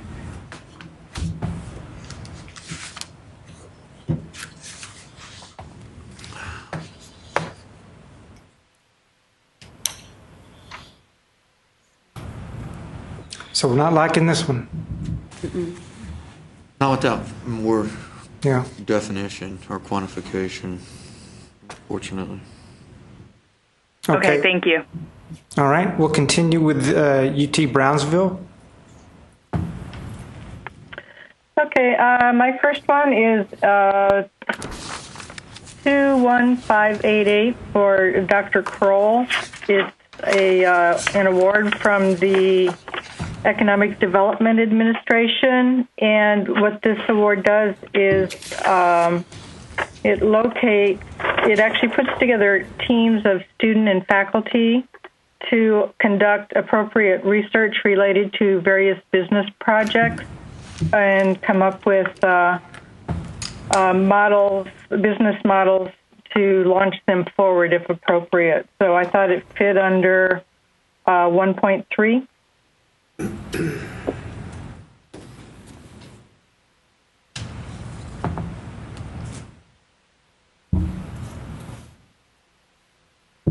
Questions on this one?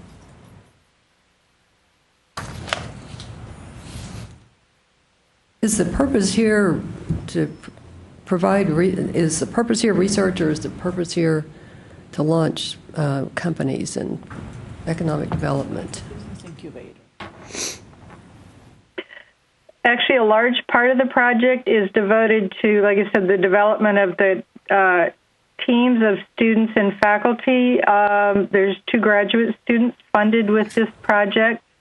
And, of course, then out of this, they will develop the various methods, and they will write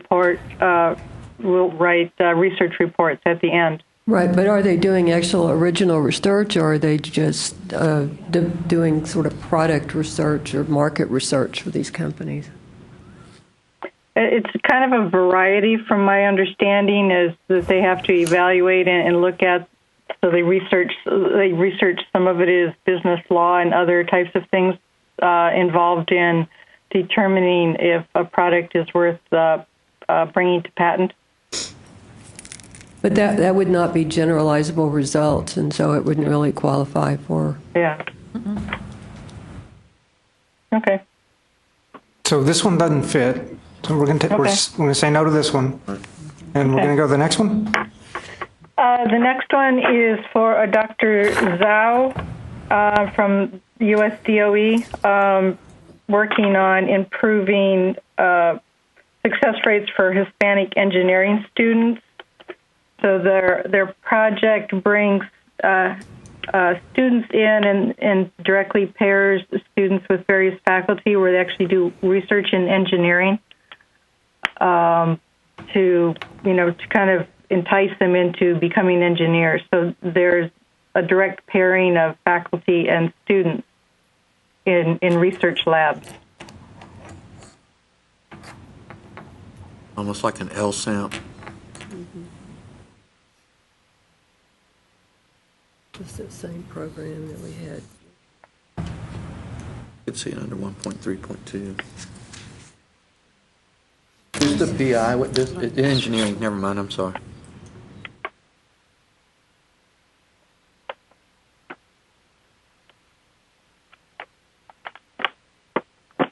I mean, let's look at the budget, because if most of the money is just going to keep the students in the program, that's one thing, but there's a lot of money allocated to supplies and, other research-related type expenditures. That's something else.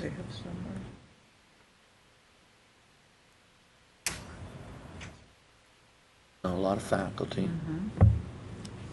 When I looked at this one, I couldn't find a lot of reference to research and development. The students are learning research tools, but that didn't seem to, Well, that can be okay under Yeah, under- 1.3.2 if you're receiving training in facilities and techniques that are ordinarily for R&D.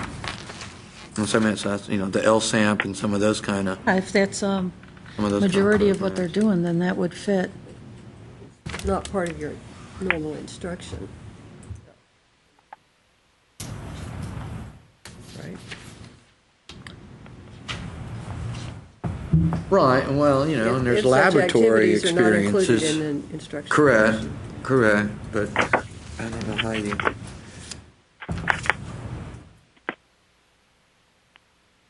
That's not what it sounded like. Okay. Yeah.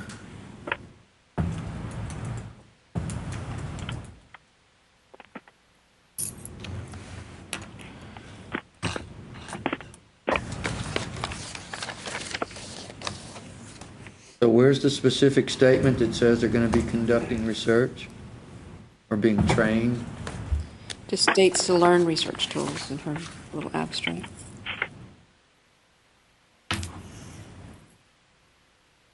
I see the needs statement Under the note. under the note.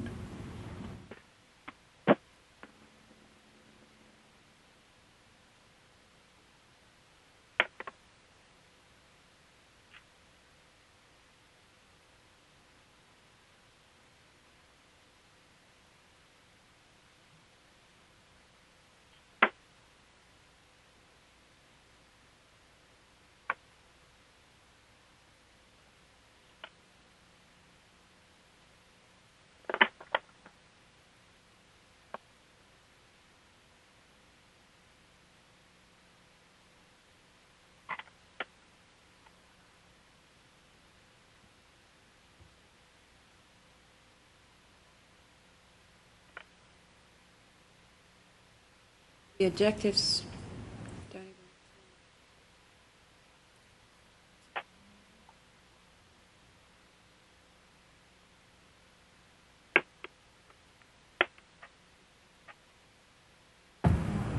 More recruitment and retention. Yeah, and I say the more I read, the less confident I'm getting in it.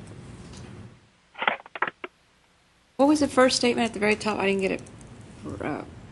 Read it all completely. The objectives, I guess, at the very top. The goals of the program are to increase the 6-year.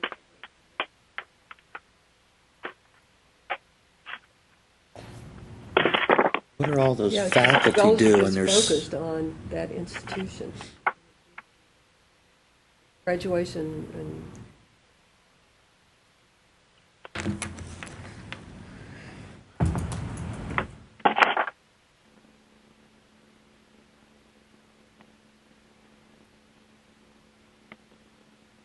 The goals are not really about research.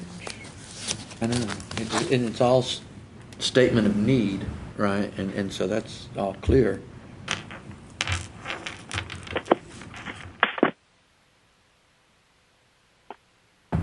I haven't read the word research yet in any of these. Right, I haven't seen anything about these research. documents.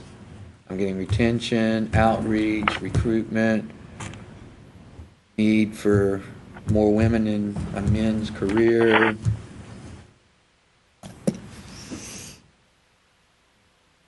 Okay, so here's the faculty are there to be role models. They introduce students to real engineering.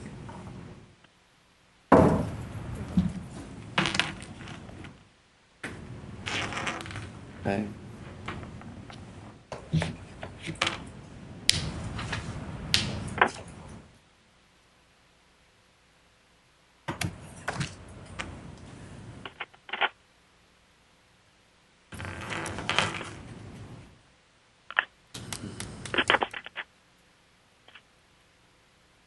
Well, that was a brief discussion. I would say no. I don't see a lot of interest. Doesn't look like the primary purpose is to conduct research. Doesn't. We're having a hard time with this one. Okay. We can vote it if you want to, but I'm seeing a lot of I'm seeing a lot of negative looking looks. All righty. All right. Well, thank you. Okay, we'll say no to this one. And we're going to go on to Stephen F. Austin. Good afternoon. It's Carrie Brown. Hey, Carrie. This particular project is the National Science Foundation Cyber Infrastructure project. Purpose was to, I believe it's either under 1.1.4 or 1.4.4. We're getting a 10 gigabyte connectivity to a remote research complex, upgrading our science DMZ to a 10 gig, and also upgrading connectivity to existing networks to a 10 gig. This particular project with National Science Foundation required direct research applications as part of the competition. 1.4.4. 1.4.4. Any questions on that one? All right, we'll take that one. Thank you.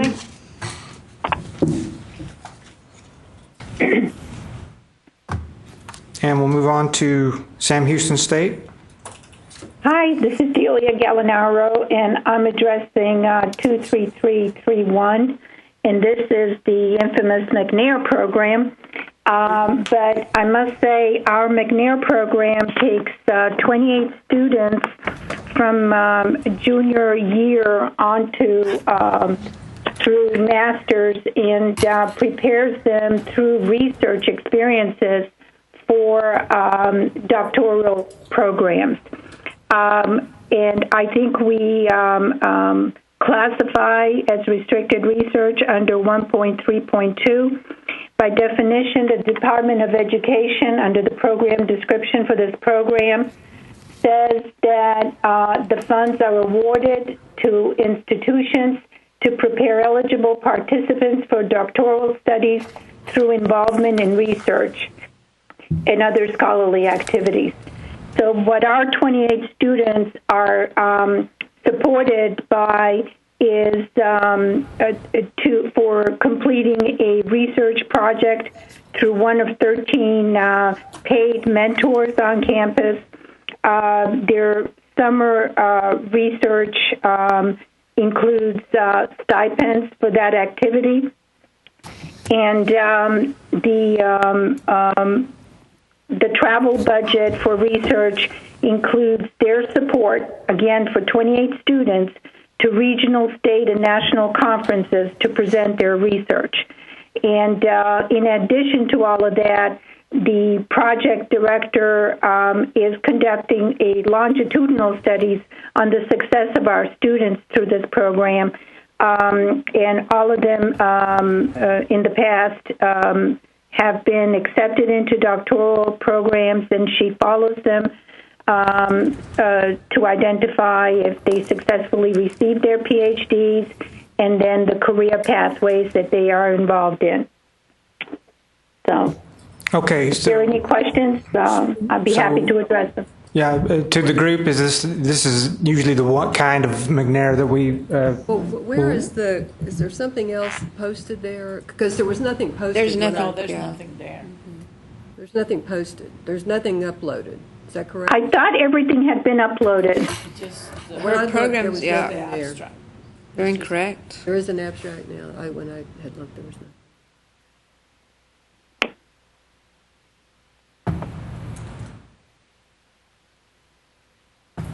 It's $497.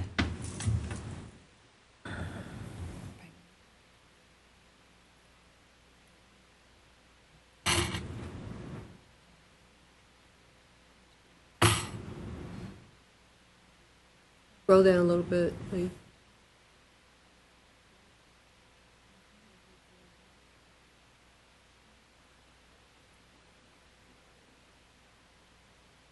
That's not even. How come in the questionable?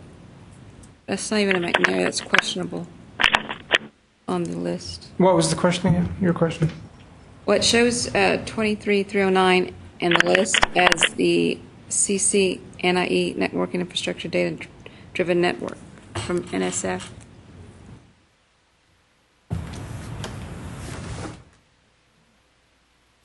Oh, where's Sam Houston?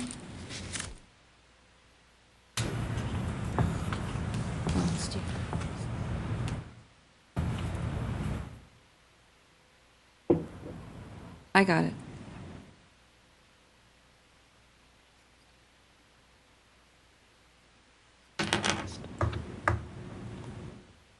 So what are we looking for on this one? I'm good. On the McNair? Are we good with this one? Do we need more information on it? What have we have not approved these in the past, correct? Occasionally. Kathleen, we've about half of them is what gets through. The bulk of the program is performed in the summer, and usually they pair with faculty. And in my experience with the program, the faculty utilizes the students in their projects. Hence, the student supports the research. They get to publish the students. They're supposed to publish what they they are supposed to have a research journal. Yeah, all the McNair students I've talked to published a paper. Right. They do intense research. I'd say yes. I think Say yes. I go yes. Yes.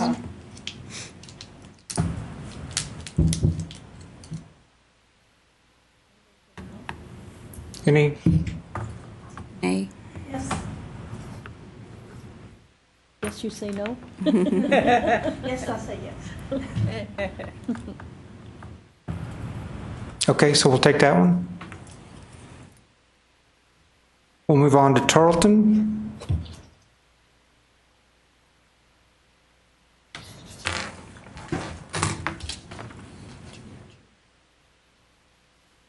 Anyone from Tarleton out there? What number is that, Bill? 22437.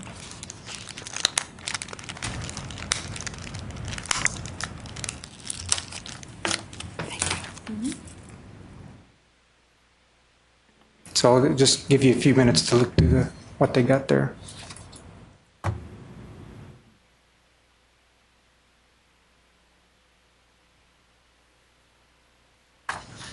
I say yes.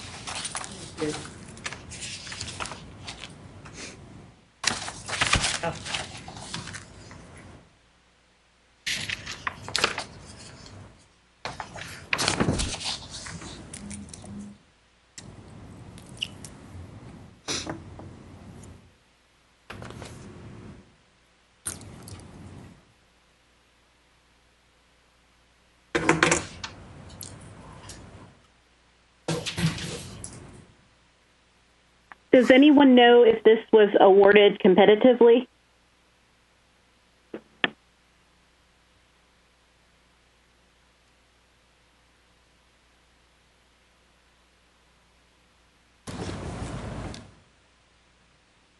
I don't think we can answer that.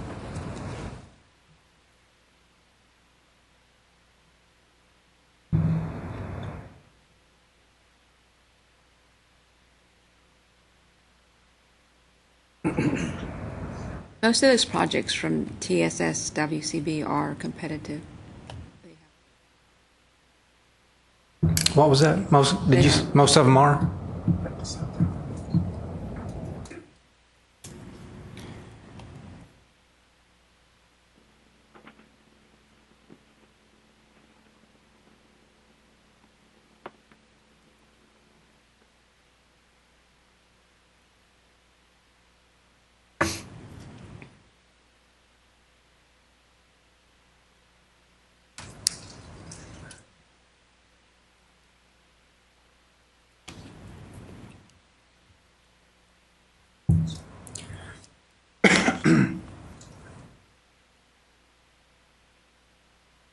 Any question on this one?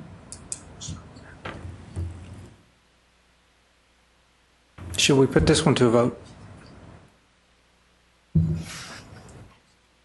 Anybody say no? Yes. Most of those contracts, because we had a lot of them in Corpus, were to do data collection on Right. river quality and things of that. We'll take this one as a yes unless there's an objection. There's no objections. Go ahead. And Texas A&M University at Galveston. Hi, everybody. This project's under the direction of Tim Della Penna, who is one of our coastal geographers. He's developing and conducting a comprehensive beach mapping time series for the beaches and inner shelf of Galveston Island. They're going to develop protocols and procedures to merge ultra-high resolution topographic surveying and ultra-high resolution bathymetric mapping into one merged continuous three-dimensional surface. It involves graduate students. The budget includes PI salaries, grad student salary and tuition, supplies, and ship time. Any questions on this one? No question. Okay, we'll take that one. Thank you. And Texas Southern University? I don't think they have anyone out there.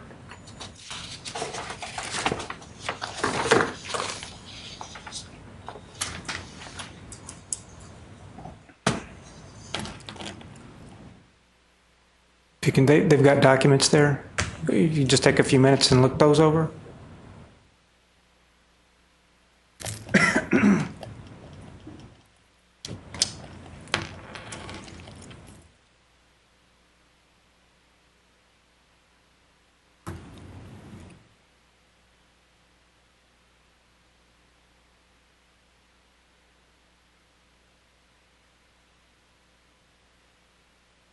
Stipend program.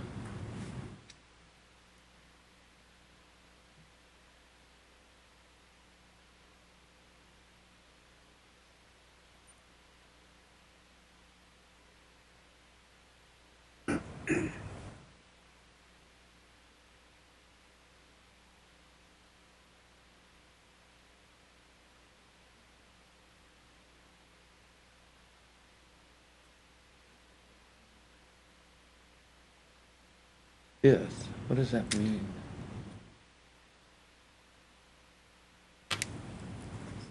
Separate awards. 4. Oh, I see. The 5th is for graduate students stipends. So which one do they have? Well, I guess it was based on what we just said. Yeah. But No. But correlating. Let's see to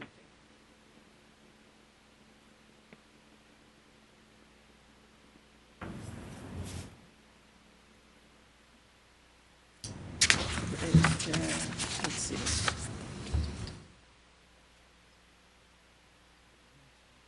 What's it in the note? Just hover over the note. Presented.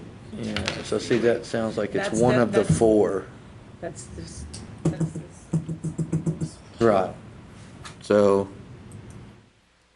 the consortium makes 5 kinds of awards. 4 of them are for research. 1 of them is for graduate or student stipends. But then when you read the note, when you hover over the I, and you get the name and the little brief description, it sounds like research. But there's not a lot of information. Well, they give you the link to the technical reports. But I would But be I- inclined to call it research based on the little bit of information. I've got some more information here too. We've, over the years, Dr. Lewis has had other awards in here, and we usually mark those as research. And even in 2010, when we reviewed all the small awards too, we hit several of his. I mean, based on the brief description under the information tab, it. Look at the title of it and the information tab. It's transportation studies, and that supports what they're calling us. Yeah. So let's take this one as research. Yeah.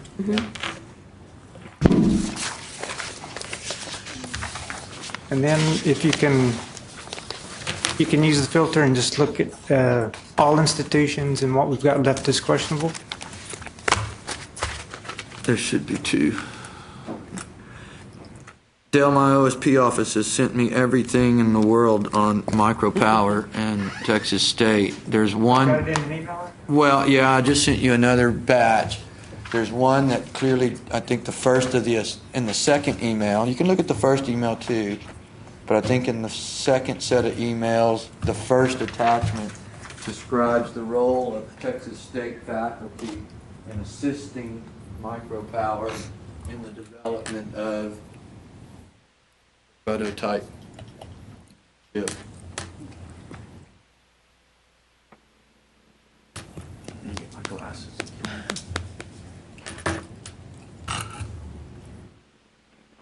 One big agreement with a lot of amendments.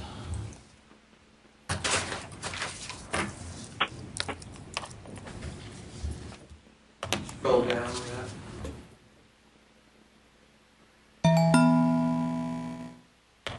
What I'm looking for is one of them is going to have a table of Texas State faculty. There they are. Organized compensation being paid to Texas State includes compensation to make assist with the development. Got personnel at the efforts.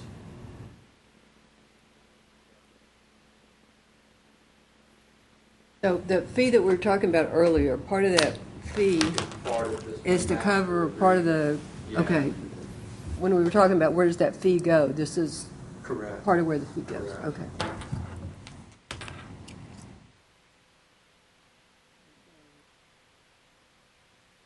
To a couple of faculty members, 2 postdocs, and 2 graduate students. Right.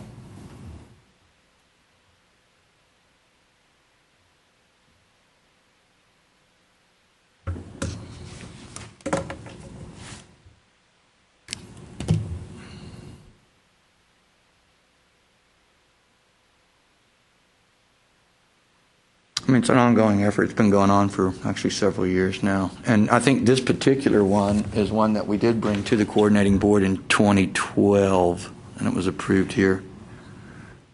I think the overall, this is the one that says 300 and something thousand. Yeah. But that's like jumping, I guess.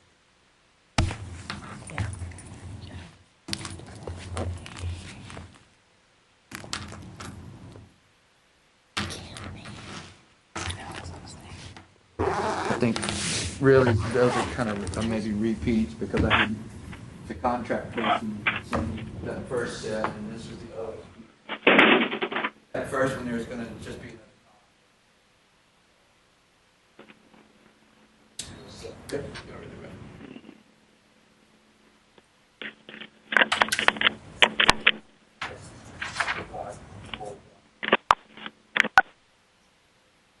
What?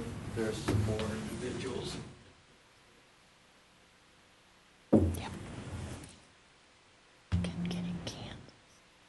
So, I mean, essentially we have is an industry-university partnership, universities providing facility and personnel with key knowledge,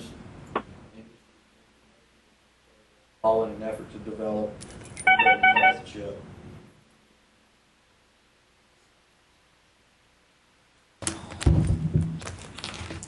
And like I said, the master agreement was approved.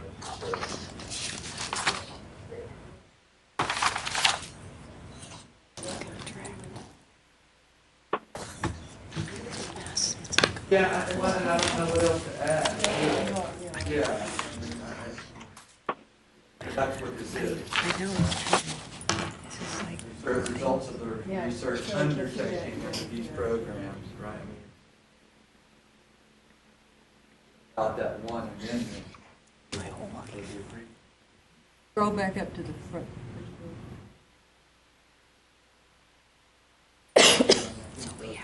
Last two documents we looked at.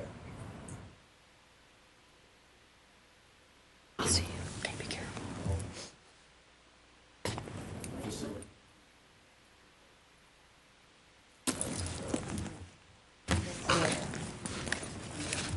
that was there. wanting to touch it like The when one- it was there. Yeah, no, he is in there.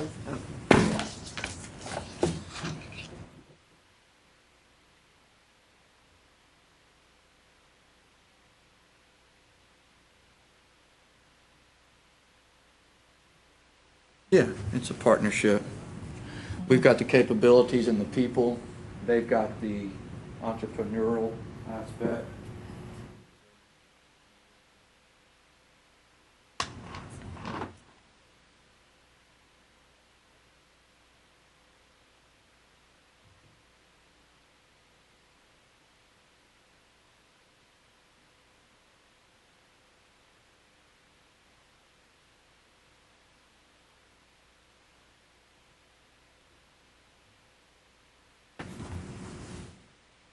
Clear? Not clear? What's the other one? It's just structured a little differently from what, yeah. I don't know why. Cyclone. Contract What's the pink one again? What makes made it no tell me contract. what makes P? Kidney makes P. Come on. I'm okay with that at this point. You're going to see more of those.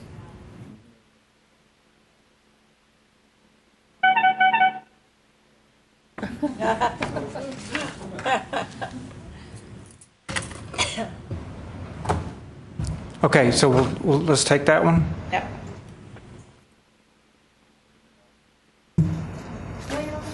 Get there? Yes. And it looks like we're short by about $2,000 for it to be a 50%. Unfortunately, I did call the PI to find out. I went in and read the budget justification, and there is $63,000 that students are going to get for many research grants. Okay. And there's $75,000 over the course of 4 years that they're going to get for stipends. I believe those are for research grants because we have another portion that is where they get 56,772 in subsistence. Thank you. So I don't think that the other stipends are for their daily living expenses. I think they're for research. Tried to get in touch with her and she was unavailable. So unfortunately, not having that one piece of information, we're a little short on the 50%, though I think were we're able to get it, we'd be there. Don't apply to materials. No.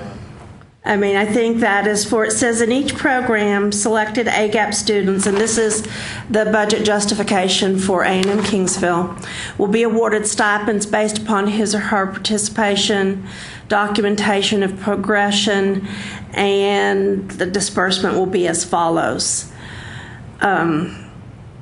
Unfortunately, within that, nowhere does it say specifically research. For the other 63,000, it does say these are mini grants. Yeah. So So you have to take out the stipend money. I did. I took the stipend and the subsistence money, and it puts us about, like I said, about 2,000. It puts us at, yeah. Is that 2,000 short, not to split hairs? Yeah. But is that 2,000 short of a 50% or a 51? Because we're always kind 50 of a okay, 'cause 50, we're always not a shooting 51. Yeah, we're always The shooting for a 51. 51 because it's a majority. So how much short would you be if it was at 51? It would be,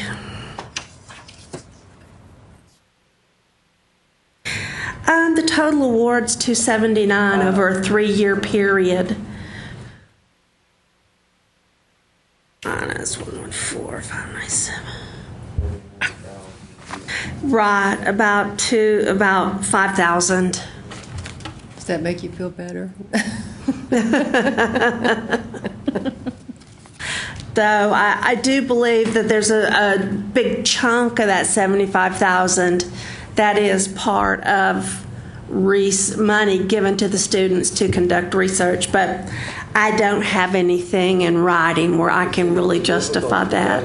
The students, you can't give the students money, and then they can't, if they're, unless they're account managers at the university. They work directly with a faculty member. An account would have to be set up. So we have an undergraduate research program, and the students receive money.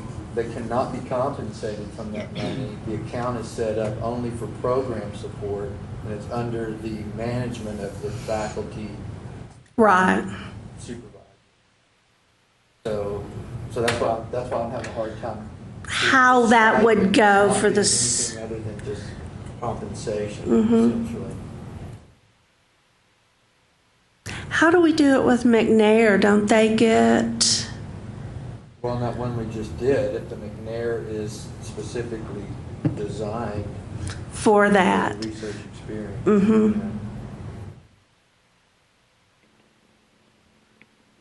It might. I see my analogy. Yeah. Trying to draw.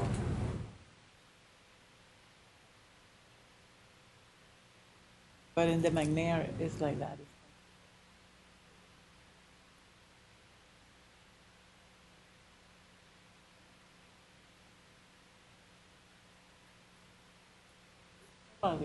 Probably they're tied to it, what they're doing. It is tied to McNair, yes. But this is a tough one. Well, we'll call the vote. Okay. Yeah. Like I said, I think it was clear all along. There was a research component.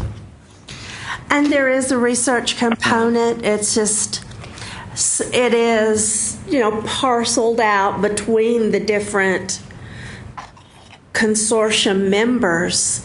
And our piece is that $63,000 for the mini grants. And the 2 years we're going to do and some travel and the symposiums. And then we're going to do the symposiums at different sites too. I mean, we just had one of the 2-day AGAP meetings over at A&M Corpus last week, I think it was. That's part of your 48% or 49%? Yes. Okay. I did count that. I was looking for every penny I could. Yeah. No, good for you. So do we need to vote this one, or what do you want to do with it? Well, I mean, we've got a ruling, that says it's got to be. Well, it doesn't say the 50%. That can be one. It can be one of the components. Yeah. It's clear that we're doing research. It's clear that it's, pretty close to 50%. Mm-hmm. And that's where I hate trying to put the quantification on it. But if we're stuck with it, we're stuck with it. But it as Kathleen points out, it's one component. And again, the discipline is engineering. Engineering, it's STEM. Yeah. Okay. So engineering, math, and one of the people that's a PI is out of education. Mm-hmm. Mm-hmm. Mm-hmm. So we've tried to bring in the colleges, the different colleges. Yeah, usually College of Ed brings the pedagogy, and College of Science Engineering brings the content. Correct. So, and see a lot of those. And to give them as much research as possible, because if they can't see the relevance to that, they're not going to continue. So that's what we've done with this. I think maybe, we probably need a vote and see how it rolls out. Let's go through. We'll take whatever, whichever way it ends. This Katie, are you still on the line?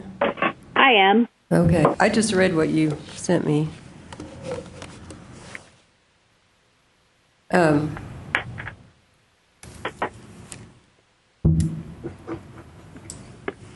Something had to a little add? bit, that had something about the NSF program. Or made a reference to it. And so tell us again about the money. It's to College Station, and then College Station disseminates. Correct. And the original source of money is NSF? Yes.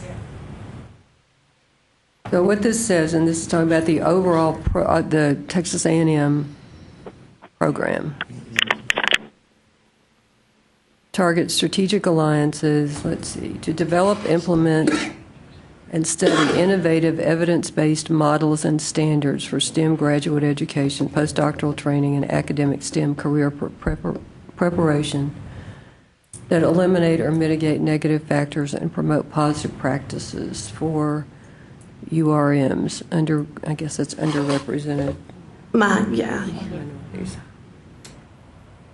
Minorities. So that would suggest that the NSF program at least expects this to be a model program that would be studied and that there would be consistent with generalizable results. And so, particularly they're student right. oriented. So the question really then, I guess, becomes: do we treat this part of it as recognizing that it's a part of a whole, that the whole would probably qualify under the SAM, or do we just look at the part of it that's at Kingsville? Mm-hmm. It's an alliance. Uh-huh. The little parts will feed to the the big whole. one. Right.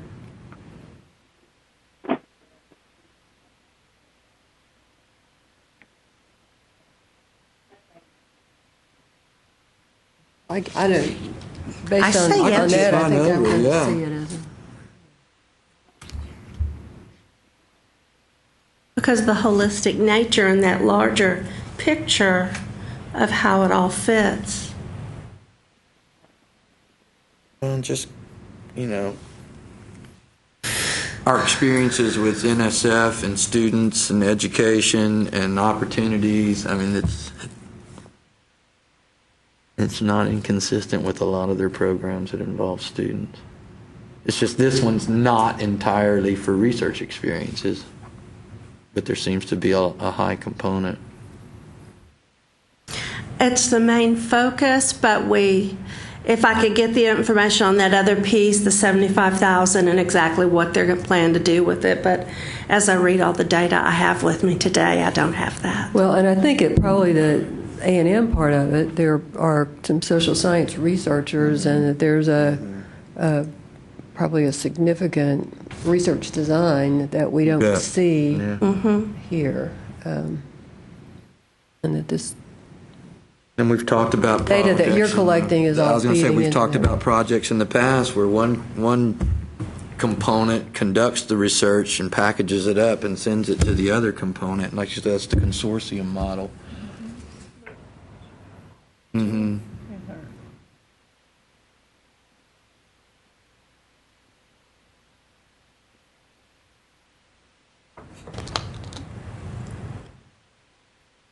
So what do you want to do with this one? Of the sister units are going to be part of the end result of the project. I'm going to vote yes. Me too. Yeah, I guess I would too. Yes. So I'm going to comment that the evidence doesn't suggest that this is 51% research, that the primary purpose is not for research.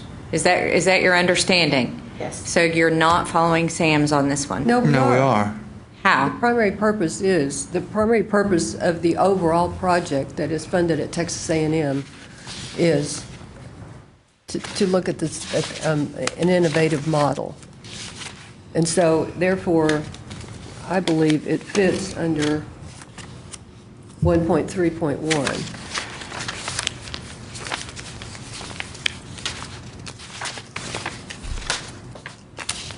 Because it says it's develop, implement, and study innovative evidence-based models and standards. That's what the abstract says. It's on the NSF website. Funding is for, right.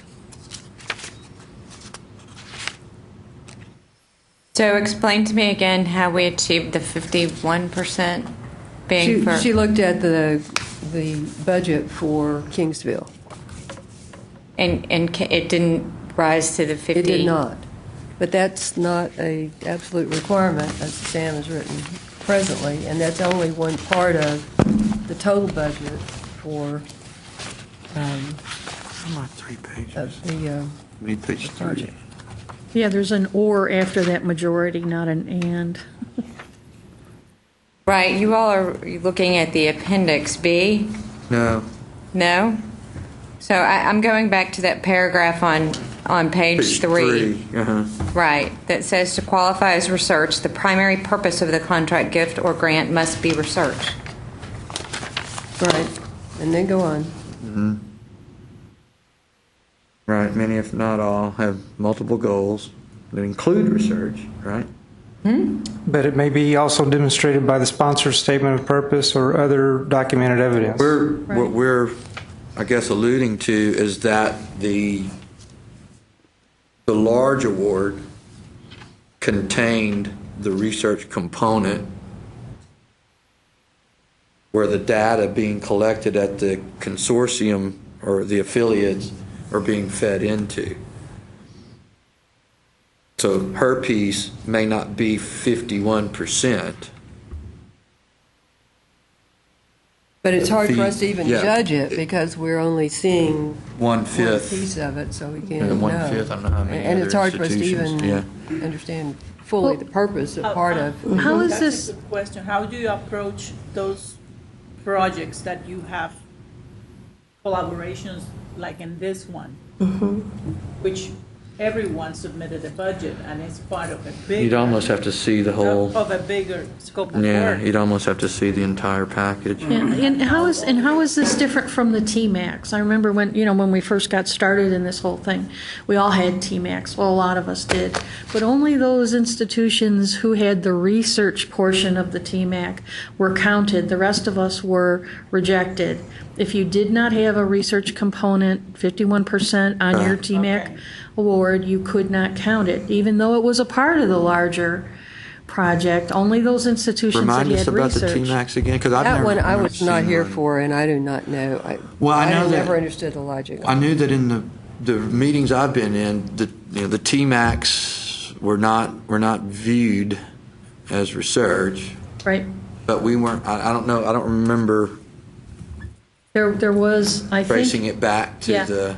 Well, no, we didn't at that time. Okay. It was specifically what was awarded to the institution. institution. And I remember, who was it? They had a TMAC. I had Oh, submitted Dallas and one of our- Arlington used to get a lot of. Arlington Yeah. is the Yes. has the prime. Right, That's- and that's they the and one they that were able said to get their we got TMAC the yes through. on because Yeah. they were the prime. We were not because ours did not have the research Be the component. model we're Oh, looking at because here. your prime is from you have a you okay yeah Arlington Right. got the approval yeah. Okay. Where's that? So. To Arlington. So I think that's the difference. is Yeah, they're well, two that, different primes. and So then they're the two different 50%, right? So now we're tilting back against Well- research now. But those were two different prime awards that Nancy's talking about. The UT Arlington had one TMAC award, and then isn't it the case that the other small business SBDC and the Houston had a separate one or something? Is that not the case, or were there? Ours went through our College of Technology. Okay. So there were two different awards. They were not really parts of And there one. was a whole Yeah. bunch of them. A different situation. So can you explain again what the funding is going to support? It supports students doing research with the mini grants. It also supports them. That's 63,000. Right. Right. That's 63,000. Okay. Then there's travel for the students to attend conferences to present their findings in their research. That's another $3,591. Then the I'm sorry, $3,591. Okay. Yes. Travel to conferences. Uh-huh. Right. And then the salary and fringe for the PI and the co-PI is $15,432. Total for the whole 3 years. And then the conference materials and everything for that is $3,846. I didn't put in direct. I didn't start messing with direct, indirect. So, and then your total is 275. Without the indirect, MTDC. it is 246,370. And so, what do those four pieces add up to? To 114,597. That's the 60. This is Karen Downey from West Texas. And last year I had one that was very similar to this. And there was a lot of travel for the students. We had a situation where we gave them funding for their research. And that one was decided that it wasn't a research project because of the traveling for the presentations. I'm thinking that's what it was that kind of threw it out, that made it, that pushed it into the 51%. But what I'm reading here is, okay, I'm reading again from the abstract of the entire project, and it lists all of these interventions that form the model for this Texas A&M AGEP Alliance. And I won't read all of them because there are too many of them, because it's an extensive model that's involving these multiple institutions and these multiple interventions that they're using to try to address this issue. And so then there are these social scientists who are looking at these various interventions and are they working or not. So these are expenditures that are happening at Kingsville that are part of the intervention. That some set of interventions are happening at Kingsville, and these are the expenditures associated with that. So Kingsville does not seem to be part of the social science research. The social science researchers seem to be at Texas A&M. But the interventions are occurring at Kingsville and at other sites. But I see how it could be research. I guess what would help is that it is an NSF. I think it is research. It is NSF, yes. I mean, that to me suggests research. But there's no CFDA? Yes, there is. Oh, there is? Okay, maybe I'm reading the wrong thing. It just says no CFDA on this. Oh, that's incorrect. What? There is a They just didn't CFDA. Okay. Because that usually helps. You can kind of link back to... Yeah, as long as it's not a fellowship program. Oh, no, not fellowships. They make them work for that money. Program, no. Where is one? The CFDA is 47.076.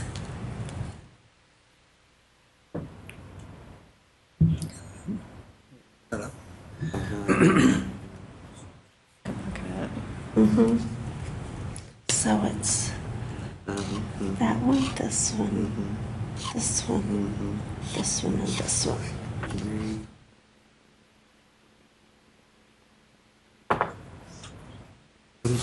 Materials. Okay.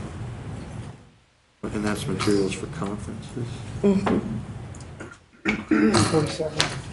3846. Yeah, huh? What's the CFDA?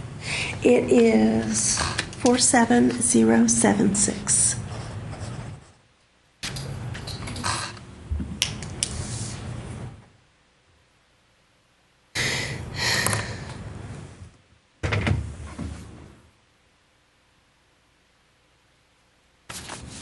What is the CFDA again?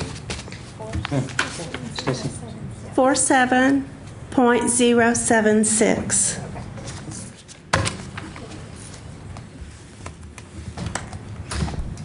So it's a little less, it's a little more than 5,000 that it's Off. off, yeah. My number was off.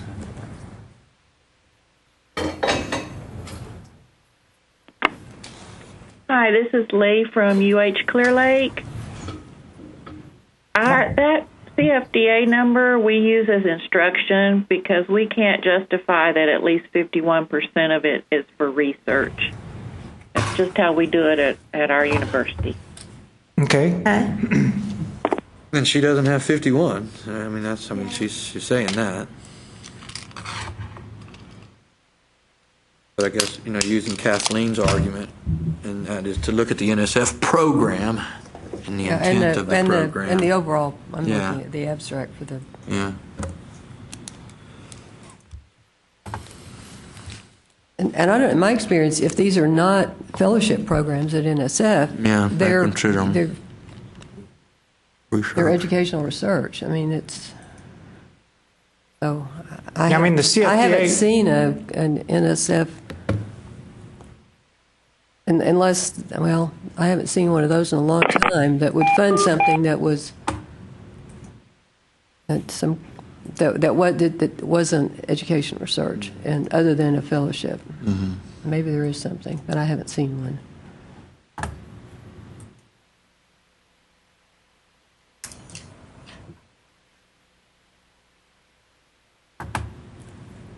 So we need a vote? I guess so. Well, I'm going to interject one other thing. It does say that the uses and use of restrictions, grant funds may be used for costs necessary to conduct research, educational activities or studies, including salaries and expenses, permanent equipment, expendable materials and supplies, travel, publication costs, and other direct and indirect costs.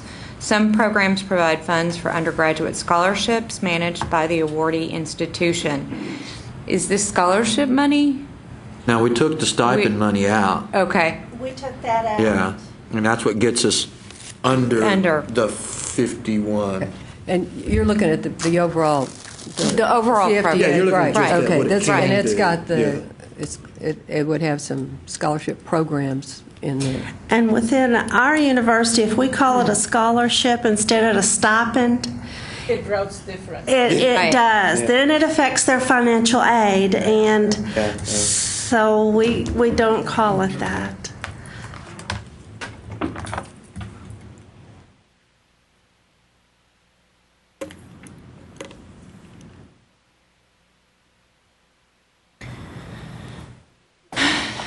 It's a tough one because it's very tough. If this is really just a scholarship, but we've then done due diligence. It's not that. It's clearly not that because if we were, I think if we were looking at the overall program, if we were looking at this program that's funded at Texas A&M, I don't think there's any question that we would decide it was it's research. I agree.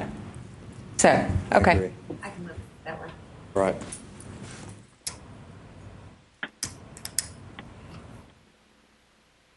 Call the vote, Dale. I think everybody's ready. Are they there anymore? Okay, we'll vote this one. Angelo State? Abstain. Lamar? Midwestern? Prairie View? Yes. Sam Houston? Sam Houston State? Stephen F. Austin? Sol Ross? Tarleton? Texas A&M International? Central Texas? Galveston? I'm going to vote no. Okay. Commerce? Corpus Christi? Yes.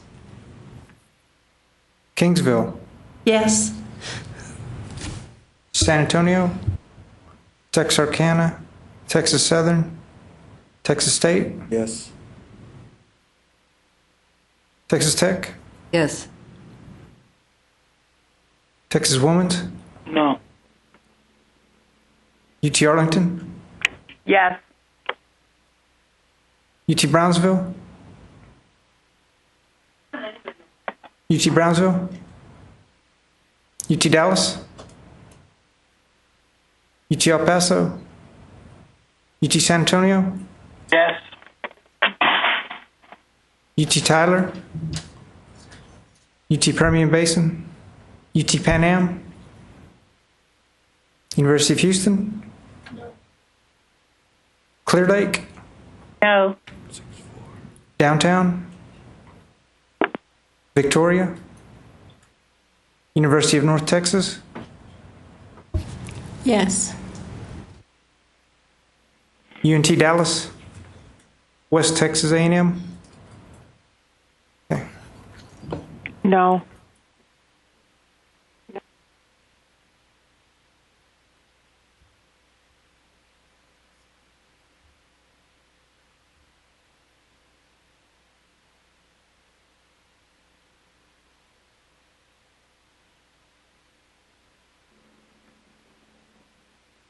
I think it's 7-5, but I don't know.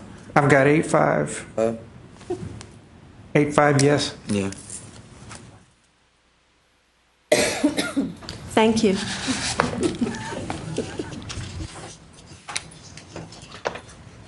To thank Katie for sending me the thing from A&M. One last item. There was one thing I would Does like to anyone say. have any awards under $250,000 you'd specifically like to look at or make a comment on? Okay. In that case, we'll move on to item number 5, adjournment. We're adjourned. Wait, Dale, there is one other thing I wanted to say something about. And that is, I got a memo forwarded to me early this morning that came out yesterday. It was about the issue that we had some discussion of at our meeting last year, and it wasn't addressed to this group, but Reinhold is listed as the person to contact for questions about it. And it has to do with this accrual versus cash accounting. And I'm kind of surprised at the way this has come about. As we discussed it last year, my recollection was that the group didn't really support coming down with a single decision on that either way, and that what we had recommended was that the coordinating board staff have some communication with our financial officers, the CFOs from the institutions. To my knowledge, that did not happen. I don't know. And then a memo came out, a week or two ago, saying that it was going to be, that a second memo was coming, and then the memo came out yesterday that said we're to use the accrual method, and that an earlier memo had come out requesting comments, and no comments had been made. But again, I'm not aware that any memo had come out requesting comments. So, we have concerns about this requirement to use the accrual method, and actually some concerns about the fact that there hasn't been really any opportunity for discussion about that over the past year.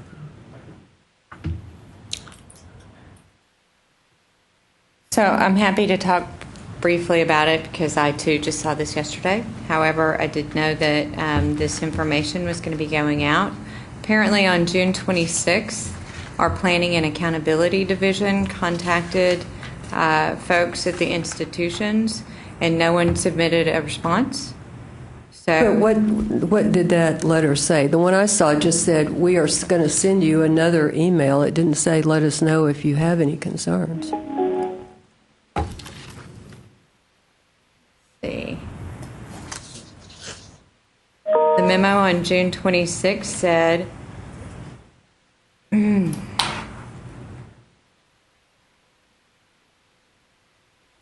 that, yeah, I've got it.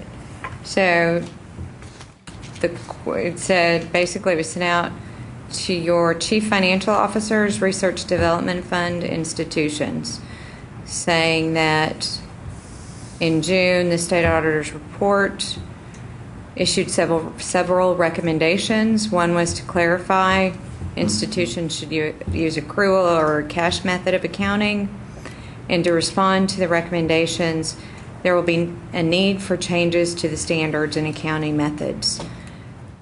So the coordinating board decided to adopt the accrual method of accounting, and that decision would be communicated by our CFO. And the request was, I wanted to make you aware of the pending decision and ask for your assistance in relaying the information to the appropriate staff. That was it. So there's no opportunity, no statement of an opportunity to make comments. I did not read one. Is there any number, any way of knowing how many? So this went to all RDF institutions? Yes. How many of those are currently doing the accrual and how many are doing cash basis? Is there do we have any information about how the accounting was done at those institutions? We tracked it a couple of years ago, but I don't have those numbers in front of me. We can certainly get that information. Well, my CFO made a offhand statement to me. I don't even know if it was based on any real knowledge. He just seemed to think that the accrual basis was the most common. I don't know that. I do believe that it is. Yeah. Well, our people seem to think that nobody actually does full accrual. Is that we right? do some kind of a modified hybrid. accrual. Yeah. When you say do accrual, what does that mean? Yeah, I got you. Our AFR refers to using a modified accrual. Right. Because we do things at the end of the year to get things into the right, but we don't do something throughout the year, like we don't handle this depreciation of equipment that we purchased during the year and all those kinds of things, the kinds of things you would do if you did a full accrual accounting. And it's going to affect depreciation the most, probably? If that's what we're doing. I know there seems to be, from my institution anyway, really not knowing what the impact is. Another point, though, is that that we actually, if we're going to go one way or the other, that cash is the absolute auditable method. Cash is auditable. Accrual is not always an auditable.